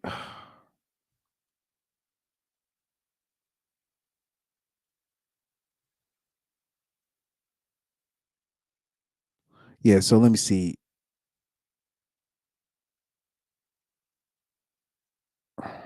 Because Alicia was already like she was already a 304, and then like the power just kind of the power that she got made it worse.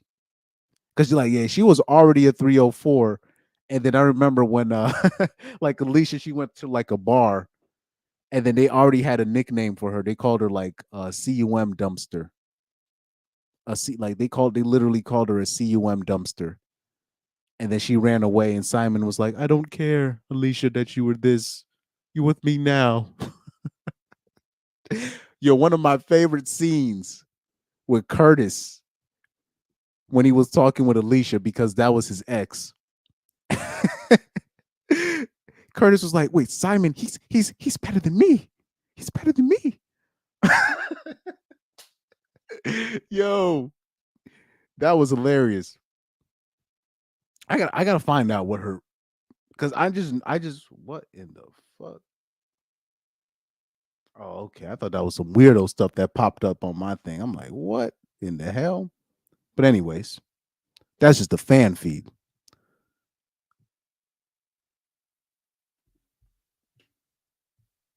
Let me see. Yeah, Alicia. Yes, that's what the power. That's what I was thinking. I was like, yeah. I'm like, wasn't like her power like you touched her and then people will be wanting to have sex with her. But so it just turned like it ended up being like where she didn't even want people to touch her because that it was just never genuine. Yep. So it says Alicia was a community service who gained the power of making others go into a sexual frenzy via touch after the storm. While initially enjoying her power, she realized that she could never be genuinely touched by anyone. Despite this, she managed to retain a relationship with Curtis. Yeah, exactly. But I remember, yeah, that was a yeah.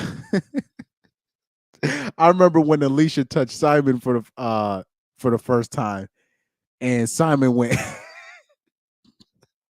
I forgot what Simon said to Alicia specifically. He said something wild. Like he said something wild.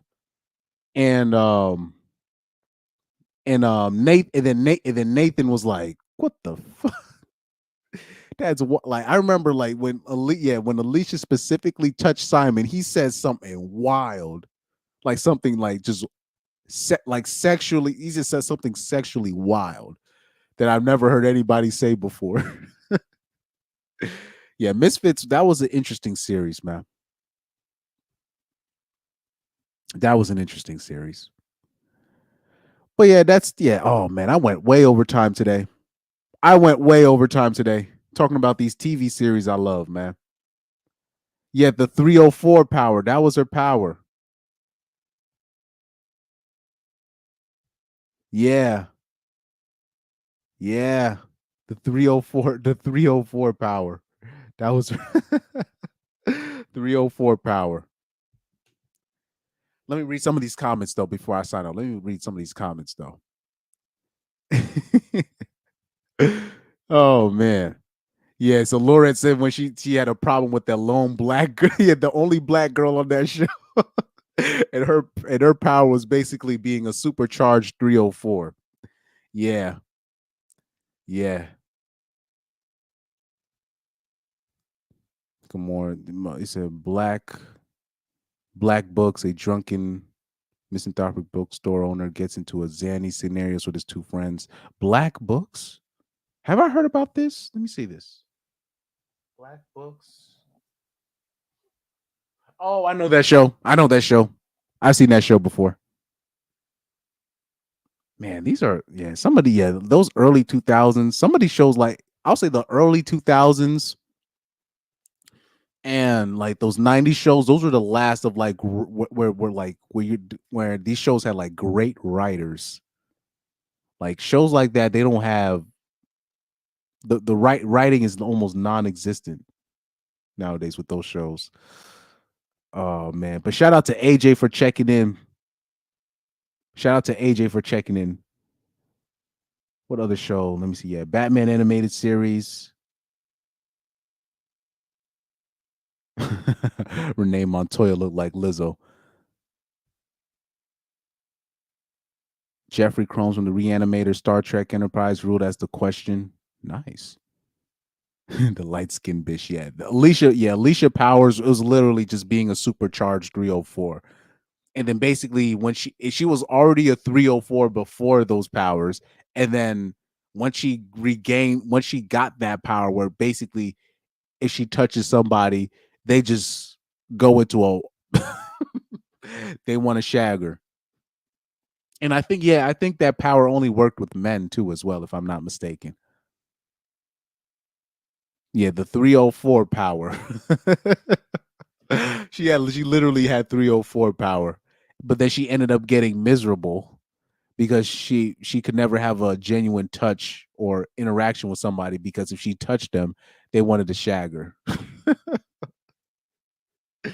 Oh man. And that's why she ended up falling. Well, let me not give away too much in that show if nobody, because just in case if anybody wants to watch Misfits, let me not give too much away. He said, I'm a book nerd and an alcoholic, so I related. Yikes. But yeah, man. Yeah, a lot of those shows. Yeah, the Misfits. Oh, why am I forgetting? Has anybody watched House? The whole House series, the Doctor House series? The Doctor House show, was it House MD? That was a great show. First of all, that was a long ass series. That show ran for, if I'm not mistaken, that show ran for almost 10 years, if I'm not mistaken. House MD. Let me see. House MD. What was that? 8 seasons? Yeah, from like 2004 to 2012, that show ran. Yeah, that was a long series. That was a long series, man. That was a long, long series. Oh, another show that I watched recently, Grimm. That was a great show. I think it was a book at first. I think Grimm was a book at first. But I watched yeah, man. I just recently finished this show, Grimm. That was a great show. I just recently finished that show.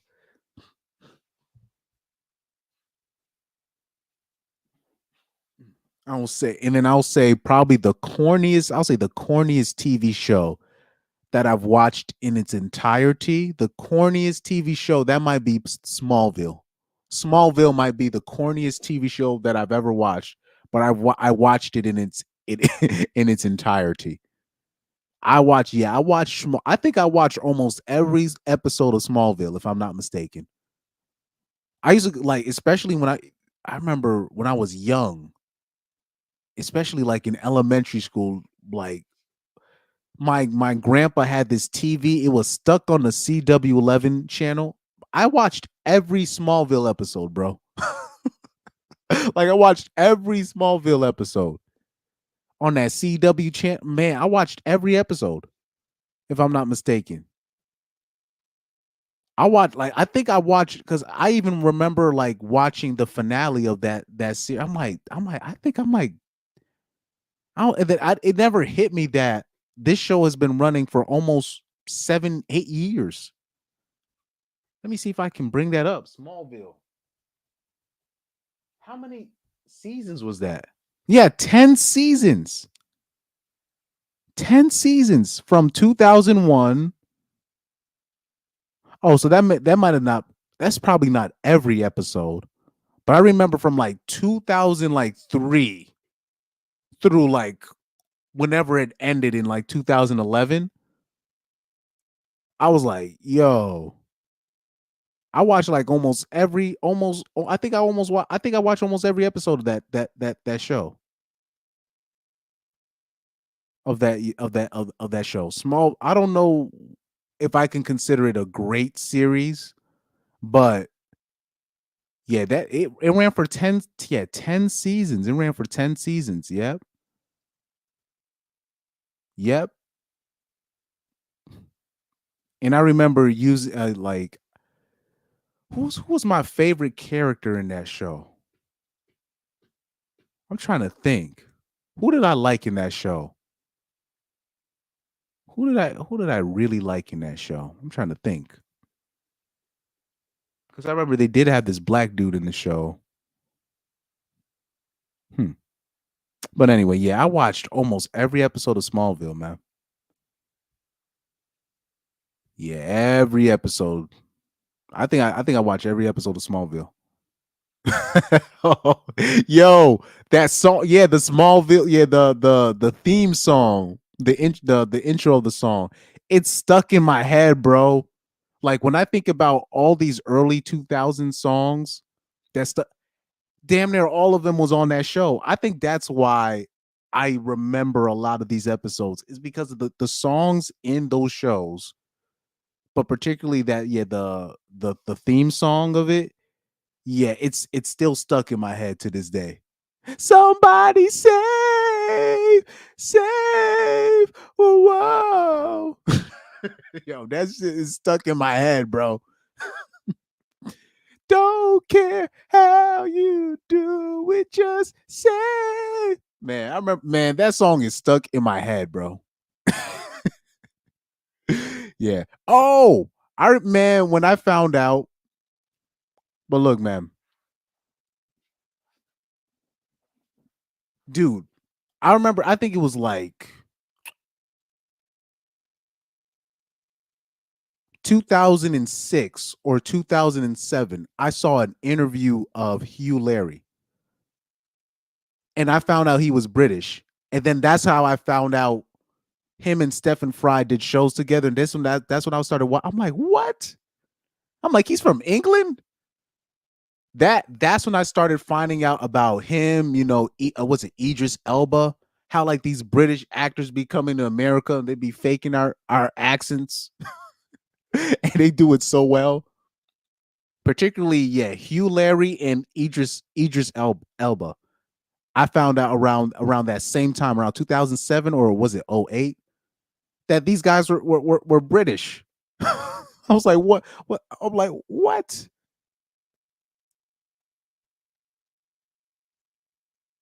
Yeah, that song, man, was crazy. Man. Oh yeah, Christian Kruik, whatever her name is, the person that played Lana Lang. Look, I would say this. Yes, I would do that. Yes. She was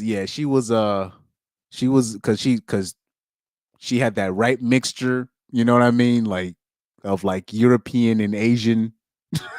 She has like the right mixture of European Asian. She's like 4'10". She's like Jada size. She's like 5'1" max. She's like 5'1", 5'2" max. Petite, you know what I mean? Pretty, nice hair. She's a nice little thing. I'm not gonna lie. Yeah, Smallville is basically showing Clark Kent's upbringing from when he was high school and then into college and then right up into his young adult years, right? even though the irony is when he was playing a high schooler, he was like 21 years old playing a 14-year-old, you know. But yeah, that was an interesting series, man. That was an interest. Smallville was an interesting series, even though it was corny, but it was interesting. It was interesting. It was a long series. It was, before the Flash on CW and all these shows, you had that was, you had Smallville, right? Let's see, The Wire. I'll say this. I don't know if have you guys watched Black Lightning? The Black Lightning. Black Lightning is hilarious, yo. People got. I'm not saying it's a great storyline. I'm not saying it's a great storyline, but Black Lightning off of CW, that's recent. Like that's a recent series that came out in like was it 2018? Whatever. That show was funny, yo. Tobias, yo, people gotta watch Black Lightning, man. That was a funny series, man. Black Lightning is Black Lightning is a comedy, bro. It's a comedy. It's really a comedy. And Tobias, the albino hero, this is the one of the funniest villains outside of Uncle Ruckus I've seen on TV. Tobias is hilarious. Tobias, let me see. Black Lightning, Tobias. Tobias. Well, yeah, Tobias Well. Yo, this is one of the funniest villains, man. Tobias he is a great villain. He is a great villain, man. He's a great villain. How old is he? I gotta whoever played him, whoever played him. Um, I don't know the person. I don't know the actor's name, but he did a hell of a job. He did a hell of a job. I'm not even gonna front. When it's not a whole lot of great actors out there, but Tobias, the person that played Tobias Well, he did a great job. He did a hell of a job. I can't even front. He did a hell of a job. Yeah, Tobias Well. Is it?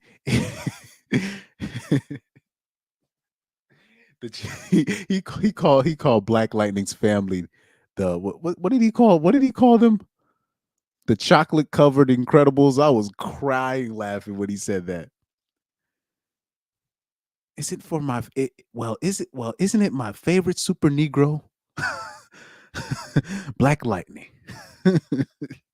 Tobias Wells was worse than Uncle Ruckus from the Boondocks, bro. This dude was oh my god. That guy was crazy. Anyways. And he was cold-blooded too. He was a cold-blooded villain. What he did to Malik was cold-blooded. Let me get the hold on, let me get oh fuck. Let me get here we go. But man, yeah. Ainsley, my man, bro. Ainsley's in the house, man. I gotta have a soundbite for my guy right here. Hold on for a second. Do I have a soundbite for? I don't know. I don't got a soundbite, but I'll play this. Niggas, nigga people. Oh Lord. Niggas, nigga people. Oh Lord. I don't know, man. Oh man. But yeah, man. Let me see. I don't know what Ainsley says. I don't know what it is, if it's me or YouTube, but I don't be getting stream notifications. Man, you might have. I don't know. You'd probably have to just try to make sure to look if the notification button is on. I'm pretty sure it is, but I remember somebody told me that he has my when I go live, he my notification on, and he says that YouTube still doesn't show the the notice. So that happens to some channels, you know. Yeah. But man, you missed the whole stream. Damn. Man, bro, you missed the whole stream. But yeah, I just happened to talk about, Black Lightning real quick. I was talking about Tobias. This is what I was saying, like this is one of the funniest supervillains I've ever like seen on script. Like Black Lightning, like just the series in total. Black Lightning low key was a comedy. It was a comedy. It was fun. It was funny. I found the show funny. There was a lot of funny things in that show. There was a lot of funny things in that show. And first of all, they overdid like the black stuff. They overdid the black stuff in that show. That was the crazy part of Black. Like literally every single episode. Oh, so it's like that? Yes, it's like that. Literally every episode was that. I'm not joking. I'm not even over exaggerating. Every single episode. Oh, it's like that? Yes, it's like that. Every single episode, somebody would say that to Black Lightning, and then Black Lightning would be like, yes, it's like that. Yeah, man. But yeah, I just happened to talk about like my favorite TV shows, and I went at it for like 2 hours. I'm not even gonna lie. I went like for about an hour and a half. I've been talking about just TV shows. But man, yeah, shout out to Ainsley. That's my guy right there. Like in real life, I know this guy. Uh, a lot of like I said, a lot of the stories I'm talking about, work stories, can be confirmed by Ainsley. I know I'm probably putting too much out there. A lot of the stuff that I've said in terms of when I bring up old work stories, he can confirm this. So I'm telling you, like when we give people advice, and we give when I talk about, even when I talk about every young girl that I worked with that had a boyfriend was cheating. They were messing. They were not just messing with their boyfriend. He can confirm this. Trust me. This is not conjecture. This is not me just like, this is not me making stuff up. He can confirm this. He knows a lot of these he knows a lot of these people I'm talking about. Let me see. Maybe try to reset it on May. On May help. But like when we give men these stories, these are cautionary tales, because men will be shocked that women are messing with three dudes at once. And I don't know why people act like that this stuff can't happen. It's very possible. It's very possible. Yeah. Like I'm not, and it's not me like judging them. I'm just telling you this is the stuff that would happen. Every look, Ainsley's confirming this right now. Every young girl that that I was working with,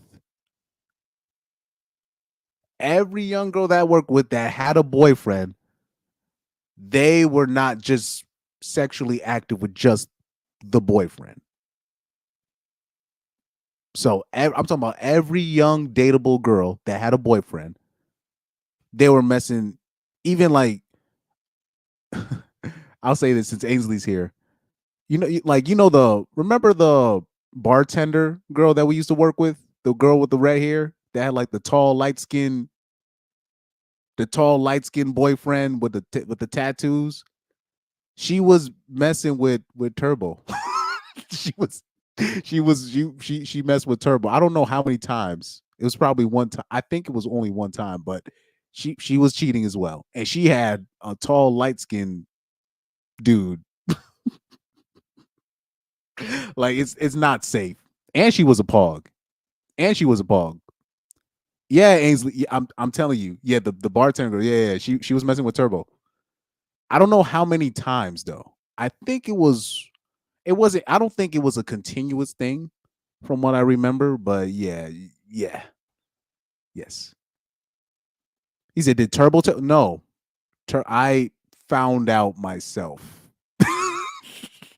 I found out myself. Turbo wasn't a snitch, but Turbo.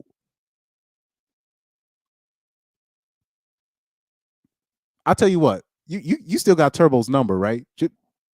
I got I got Turbo's number. Yeah, I got Turbo's number. I can text you Turbo's number. I don't know if it still works, but he was one of the first people that called me when I got a new phone, and then he told me that he was about to expose everybody at the work spot because he was going to expose that our manager. Remember our remember the manager that we was working with, that she was like a uh short white girl with a big old butt. He Turbo said he was going to expose her for smoking dust because he knows her he knows her personally. Yeah, man. Turbo When Turbo said that to me on the phone, I was crying laughing. He was one of the first people that answered my phone number when I was trying to text everybody that I had a new phone. But yeah, as I'm not I never confronted Turbo about this, but I found out myself. I didn't want to, because Turbo wasn't Turbo was fucking a lot of. Truth be told, Turbo was getting around, but Turbo's mad chill. He's not gonna put people's business out there. But I'm pretty sure you confront him with that, he'll be like, "Yo, how you know?" He's gonna be like, "How you know? I only told like one or two people." Because at the end of the day, word is gonna get around. And there's certain things that get around, it's not, it's a lie and blah blah blah, but like, yeah. Because I was shocked. I was shocked when I found out she screwed Turbo. I was shocked. You know what I mean? But like I said, every girl that had a boyfriend that I've worked with, even when I was working at Home Depot, even when I was working at Home Depot, even when I was working at Home Depot, every girl that had a boyfriend, she was not just messing with her boyfriend. Every single one. The only person that I can't confirm is the one married bartender that we had at that spot that we worked at. That I don't know. I can't confirm that because she was married. So I don't know. I just don't know with her. I never bothered to figure out. But yep, every single one. So people gotta stop. I hope people don't be shocked about this stuff. This is why we talk about these things, you know, uh when we talk about that's one of the reasons why men don't really want their women at certain work spots. It's not you know, oh, see, oh, damn. So her too? The rich one, yeah, yeah, the rich one, yeah. So she was fucking around too? Damn. You see, I told you guys, we're not I'm telling you, we're not making this stuff up. Her, I didn't even know. I was just like, because I never bothered. I never bothered. Yeah, the rich one with the daughter. Yeah, the rich one with the daughter that she was always talking about her daughter playing softball and shit. Yep, the rich one. So if she was doing her thing too, damn. Damn. If she was doing, because I didn't want to put that on her because I didn't know with her. But if she was doing her thing, that means there's no bro. If she was doing her thing, that means there's we're yeah.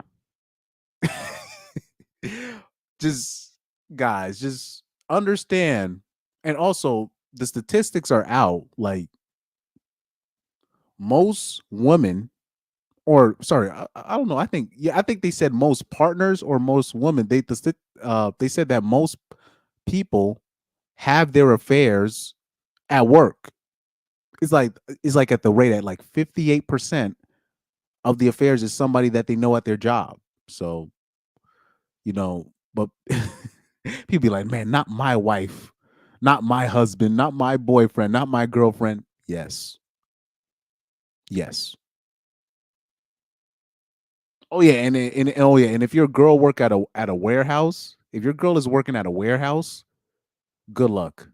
Just good luck. Good luck with that, man. Good luck with that. If your girl is working at a warehouse, man, I mean, I don't know what to tell you. I don't know what to tell you from there. Don't know what to tell you. I don't know what to tell you.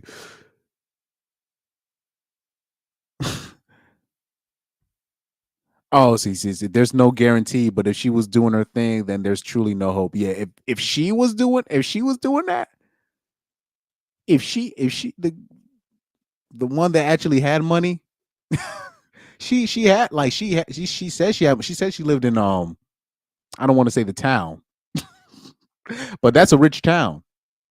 The one that she said that she lived in. That's a rich spot. I used to go to school go to school in that district when I was a kid. That's like a rich ass town. Like no cap. Don't say the town in the chat. But I used to go to school in that town. That's no joke. So if she was doing that, you know, yikes. Yikes. But anyway, man. But yeah, this is why, like, we mention these things. We put these stories out there just to let you know, like, you're not crazy for thinking, man, my girl might have a thing for this dude that, yeah, she most likely does. Now it's just a matter of whether or not she's going to act on what she's feeling. But yeah, it's most likely, yeah, she is feeling something for that guy at her job. You know what I mean? So it's just a matter of is she gonna take it there? That's up to her. But anyway, man, I had a lot of people join in. But man, thank you, Warband member, all the Warband members. Y'all know who you guys are. You know what I'm saying? Um, bottom line, look, bottom line is this, man. You don't your protection as a man, that should only be reserved. It's first of all, protection as a man is only supposed to be reserved for your family, anyways. It's only supposed to be reserved for your family, anyways. Your wife, your daughter, your sister, and maybe your female cousins. Maybe. And I would even do that. I would even do that. It's supposed to be for your immediate family. That's what you're obligated to protect. If you're talking about girlfriend or your work buddy, don't don't be gaslit into protecting a woman that you don't know. You have people if you have a family depending on you, you have people depending on you, don't do that. Just because she's a woman, you feel like you got to put your life on the line for that. Don't do that. Don't don't don't don't let yourself be gaslit into doing that, right? So I'm just showing this video I'm showing this for Ainsley. To be honest, I'm just showing this video for Ainsley. So that's the video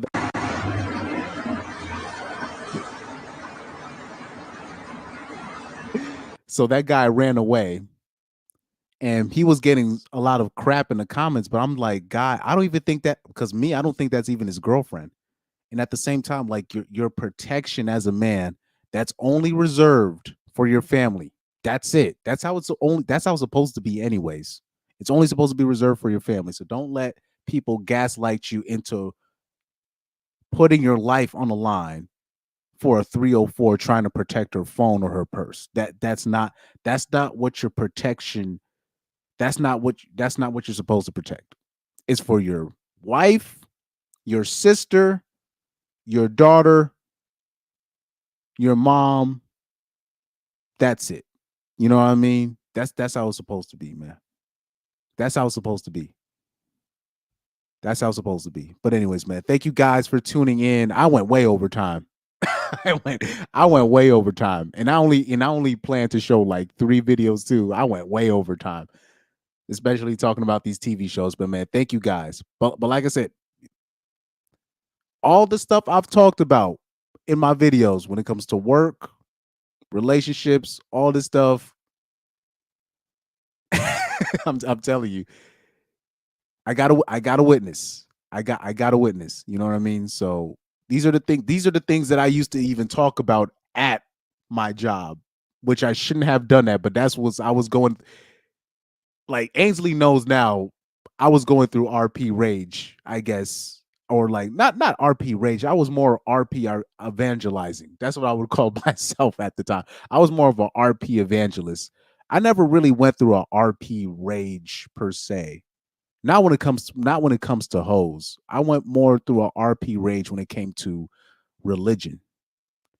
So it wasn't really, so when women kind of showed themselves to to what they were, a lot of times it was more of a confirmation. It was more of a confirmation more than anything. Um I remember I remember at my job talking about the porta potty chicks, the IG models. When I found out what the IG models were doing to get their money, this is the stuff I would talk about at my job. Like, this is why I tell people, don't talk about this stuff at your job. You're gonna you're gonna make yourself look bad. So yeah, these are the things. That's why, I'm happy Ainsley's here. Because he's seen my growth as a person. So, like, yeah. Like, he's seen like he knows like all the embarrassing stuff that I did when it comes to hoes, all the simp stuff that I did when it comes to hoes, and all the stuff that I kind of grew out of. You know what I mean? So it is what it is what it is. So, shout out to Ainsley in the chat again. But man, thank you guys. Oh, let me say, Ainsley said, I'm gonna try and handle this notification situation, and I'll catch the next one for sure. No, man, Ainsley, like, bro, you got free reign. Like, Ainsley, you know me, bro. You have free reign. You have free reign. Do what you need to do. You got free reign on my channel. Pause. You can literally do whatever you want, bro. You can do whatever you want. It's like you and my old college roommate. I don't want to say his name. He's because he's in Atlanta right now. He's this dude I know, one of my best friends. He's in Atlanta right now. I'm not trying to tell, like, especially when people get like girlfriends, whatever, and they're in serious situations. I don't tell them about. I don't even talk about their girlfriends. I don't even talk about their relationship. I just let them go through what they go through. I just let them have it. Because I don't want to tell people what to do with their. I don't want to get involved in their relationships. Yeah, like I got my old college roommate, my buddy that recently moved to Atlanta. He is like him and Ainsley. They have free reign. They can come in and out of my channel as they please. They know me. But my guy from Atlanta, he just moved to Atlanta. He's dealing with this chick. I don't want people to tell him this though, but I hope he did the facts on her. He got this badass white chick. This chick. He got this badass chick from Australia. That's I don't want to say she's an IG model per se, but she has presence. She got online presence. I just hope that he did I don't want him to do nothing stupid like put a ring on her finger without doing the whole facts first. That's what I hope. I hope he vetted properly. Exactly. But yeah, shout out. Yeah. Shout out to Ainsley, man. That's That's like my what's it? My official unofficial brother. He literally he like Ainsley has the same birthday as my brother. Let me see. Yeah, Pyro said move to Atlanta. What could go bad? But like my dude that just moved to Atlanta, I'm so mad because he went through something specifically at his job that I wish that I had kept in contact with him more. He went through something at his job that he could have avoided had I known. Had I known, he could have like not went through something and not have to move to Atlanta. Because it was a move that he wanted to do for a while, but something had happened at his job where a 304 almost messed up his thing because he was going serious, he was going steady with this girl, and she was basically lying about, oh, it's just him. And then if he found out that she was messing with other people in the office. But I wish that because it was like about 2 years. Because like dudes, with dudes, we'll just lose contact with each other sometimes, but then we'll find each other 2 years later and it's all good. But I think as men we can't be doing that no more. I think as men we can't do stuff like that anymore because he literally went through something like serious, and I could have, if I heard about this, I could have been like, whoa, you fucking with a bitch at your job. Hold on. Hold on for a sec. Like, let's make sure you're doing it. Like, make sure let's get the let's get the whole facts first before you hold this girl up in the air and say that's your girl, right? And plus my brother, he's not this dude, my roommate, he's not a simp. He gets hoes, but he's still blue pill in his thinking in terms of he thinks like, one day he's gonna settle down, find a girl seriously. Like he's fucked he's fucked plenty of hoes. Like he's fucked plenty of hoes.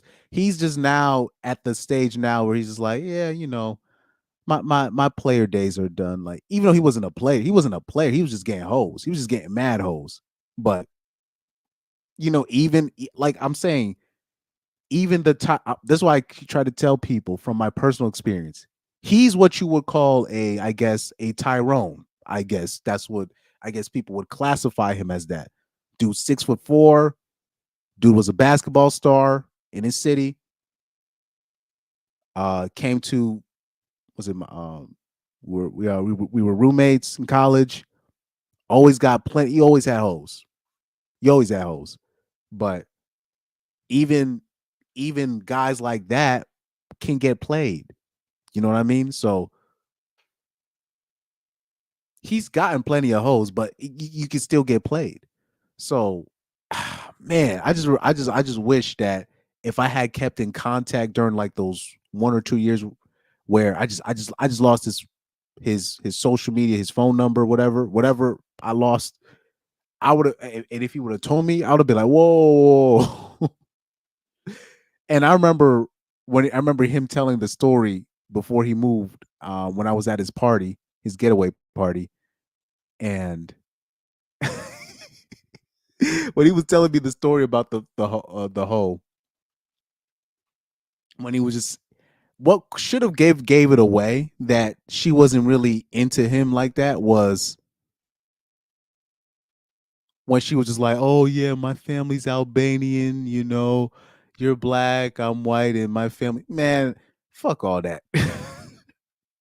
I done seen them Caucasian 304s defy their whole family over broke ninjas. I'm talking about ninjas with no future. Here you have a guy, graduated college. He has his master's in accounting. You know what I'm saying? Dude 6'4", handsome dude. He can get chicks. Nah. I'm like, that's not it. She's she's having a, what's it called, a paradox, whatever she's doing. I would have, if I knew about this then, I would have been like, oh, she's messing with other people. She's definitely messing with other people. easily. Because even like the hoes that are not serious, they know a winner when they see one. And he's definitely one of the winners out here.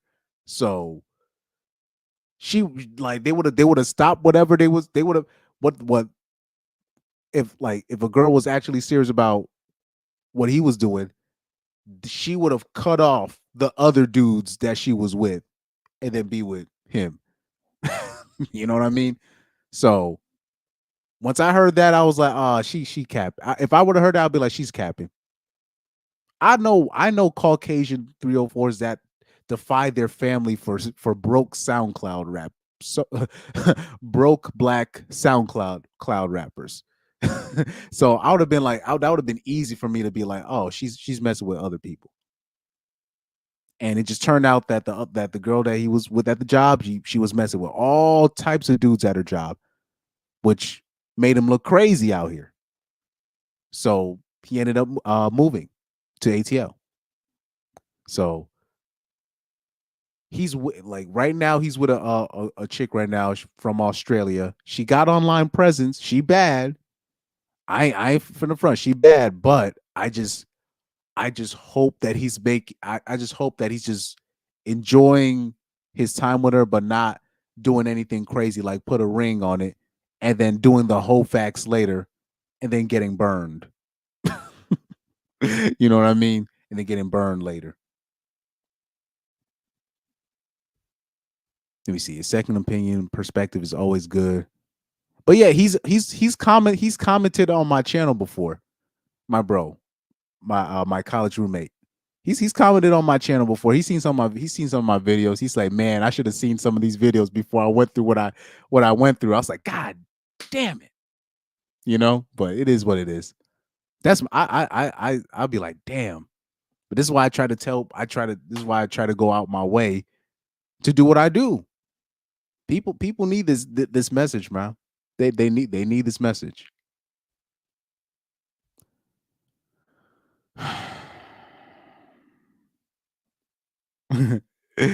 He said she's gonna have a loser's kid. They want to be with him when his money is up. Yeah, she like the girl that he was with at the job. Clearly, she was exercising her options, and she didn't want to give up her options. It's pretty clear what that was. Rocky said, "I'm Albanian. Oh please, I've smashed Polish and Russians." She like, yeah, exactly. I was about to say she lying. I know, like I knew, dude. I knew. Stop. When she tried to pull that race stuff. Oh yeah, first of all, the parents now, outside of maybe a few Indian families, the parents now they don't even be tripping off that race stuff no more. Now, parents now, they have no leverage. They're just hoping that their daughters find a man. They don't care no more. They don't give a fuck. They don't give a fuck about that race stuff no more. Maybe a few, obviously a lot of white families, yes, but it depends where you live. But like, if especially if you live in a city and you're already interacting with all types of different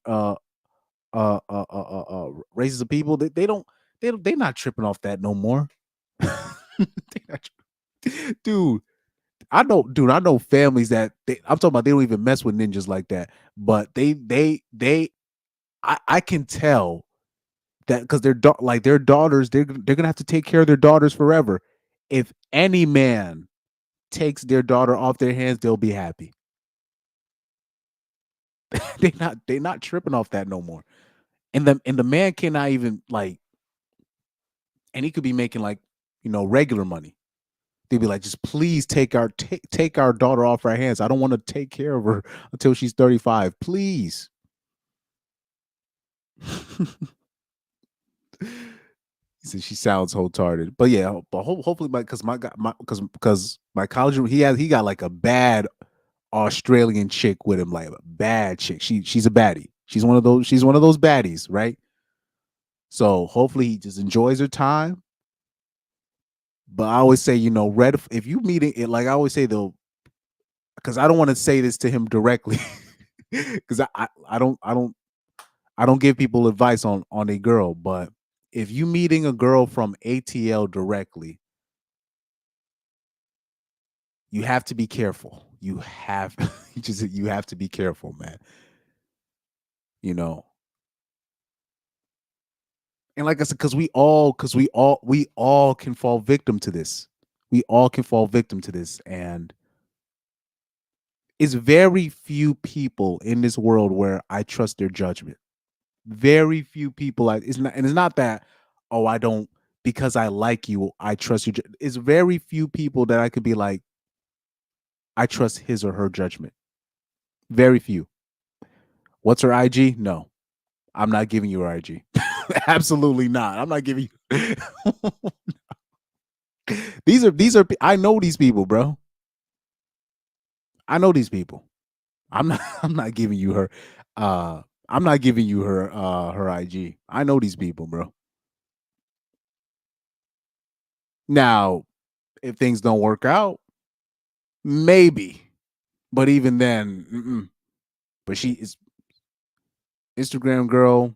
She from Australia. Exactly. So Ainsley right here he says people can have good judgment and still make mistakes. That's why yeah, that's why I said that's why it's good to touch base. Man, I'm telling you, man. This is why like there's people that there's only a few people where I can just leave them alone. I don't have to tell I don't me giving them advice or it's not even I don't like giving people but me checking in on them I'm wasting my time because they got it. It's very few people that I know like that. You know what I mean? Yeah, ain't no way. I'm sorry, man. Nope. I can't give you her IG. Nope, nope, nope, nope, nope. I'm not even doing that.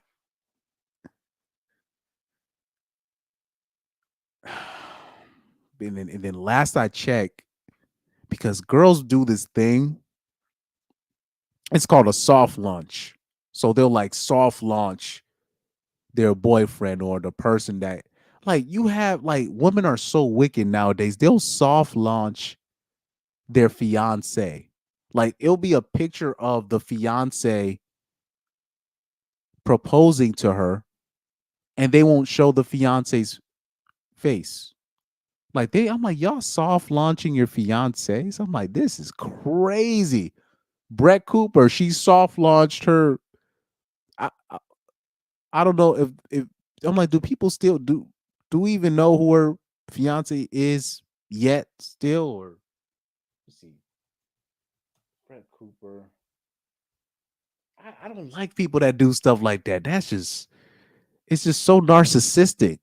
You know what I mean? And for all we know, they could be lying because I do know women that know that women will they will pay these guys to take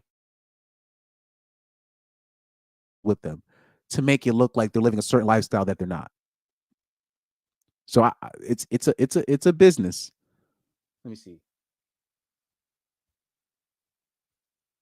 Oh no, that's a celebrity. That's a celebrity. I was about to say. Oh, okay. So she finally showed the guy. Okay, I was about to say. Yo, oh, like she finally showed the dude. All right, okay. I was about to say because I remember like when she first. Oh no, that's the person she did an interview with. Because when she showed the engagement, and like when she first showed the engagement, nobody even knew who the person was. I was like, you soft launching a fiance? What kind of ish is that? Okay, so they finally got married. Okay. That makes sense. But she soft launched it. She soft launched her fiance. I was like, it don't get more narcissistic than that. But hey, maybe that's me. That's just me. Yeah, because nobody knew. Because when we saw this picture, nobody knew. Nobody knew. Nobody knew who he was. I was like, and these are the pictures that she was showing. She soft launched her engagement. I was like, who does that? Oh, I'm not. Oh shoot. I'm my bad. I'm not even showing her thing. But she soft launched her engagement. Wait, like when Brett Cooper finally got engaged, whatever, nobody knew. I'm like, I'm like, we soft launching fiancés now? That is crazy. So, but now, but we've done a okay. So update. So she's so let me see. This is which.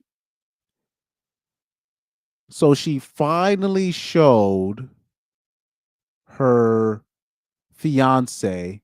It looks like on the day of the wedding. So even this wedding photo right here, even this wedding photo right here, she didn't even really show the guy's face like that. It's only until this photo right here. That's when she finally showed, the guy's face. Only until that photo. But the whole time she was just like it's just like bruh. Now I don't know. So let me see. Maybe do we know who this guy is or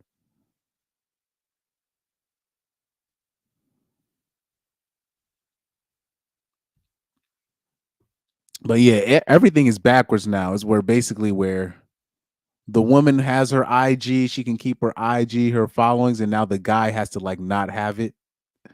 Everything is backwards now. Everything is backwards. But yeah, that's crazy. But anyways, oh man, I said I was gonna sign out 30 minutes ago. But anyways, man, thank you guys for tuning in, man. Ainsley, man, shout out to you. Hopefully, I can get my one of my old college room. And then, one day I do want to touch base with Juiced Up Johnny, right? The guy that is in a relationship right now. So one day I gotta touch base with him because he's reached out personally to me. So I gotta take that seriously. But anyways, man, thank you guys for tuning in. Truth Hunter, Warband members, Pyro. Well, that includes you too, Pyro, in the Warband. But man, Ainsley, thank you, man, for tuning. It's always a pleasure, always a blessing when you check in with your boy. Always a pleasure, always a blessing.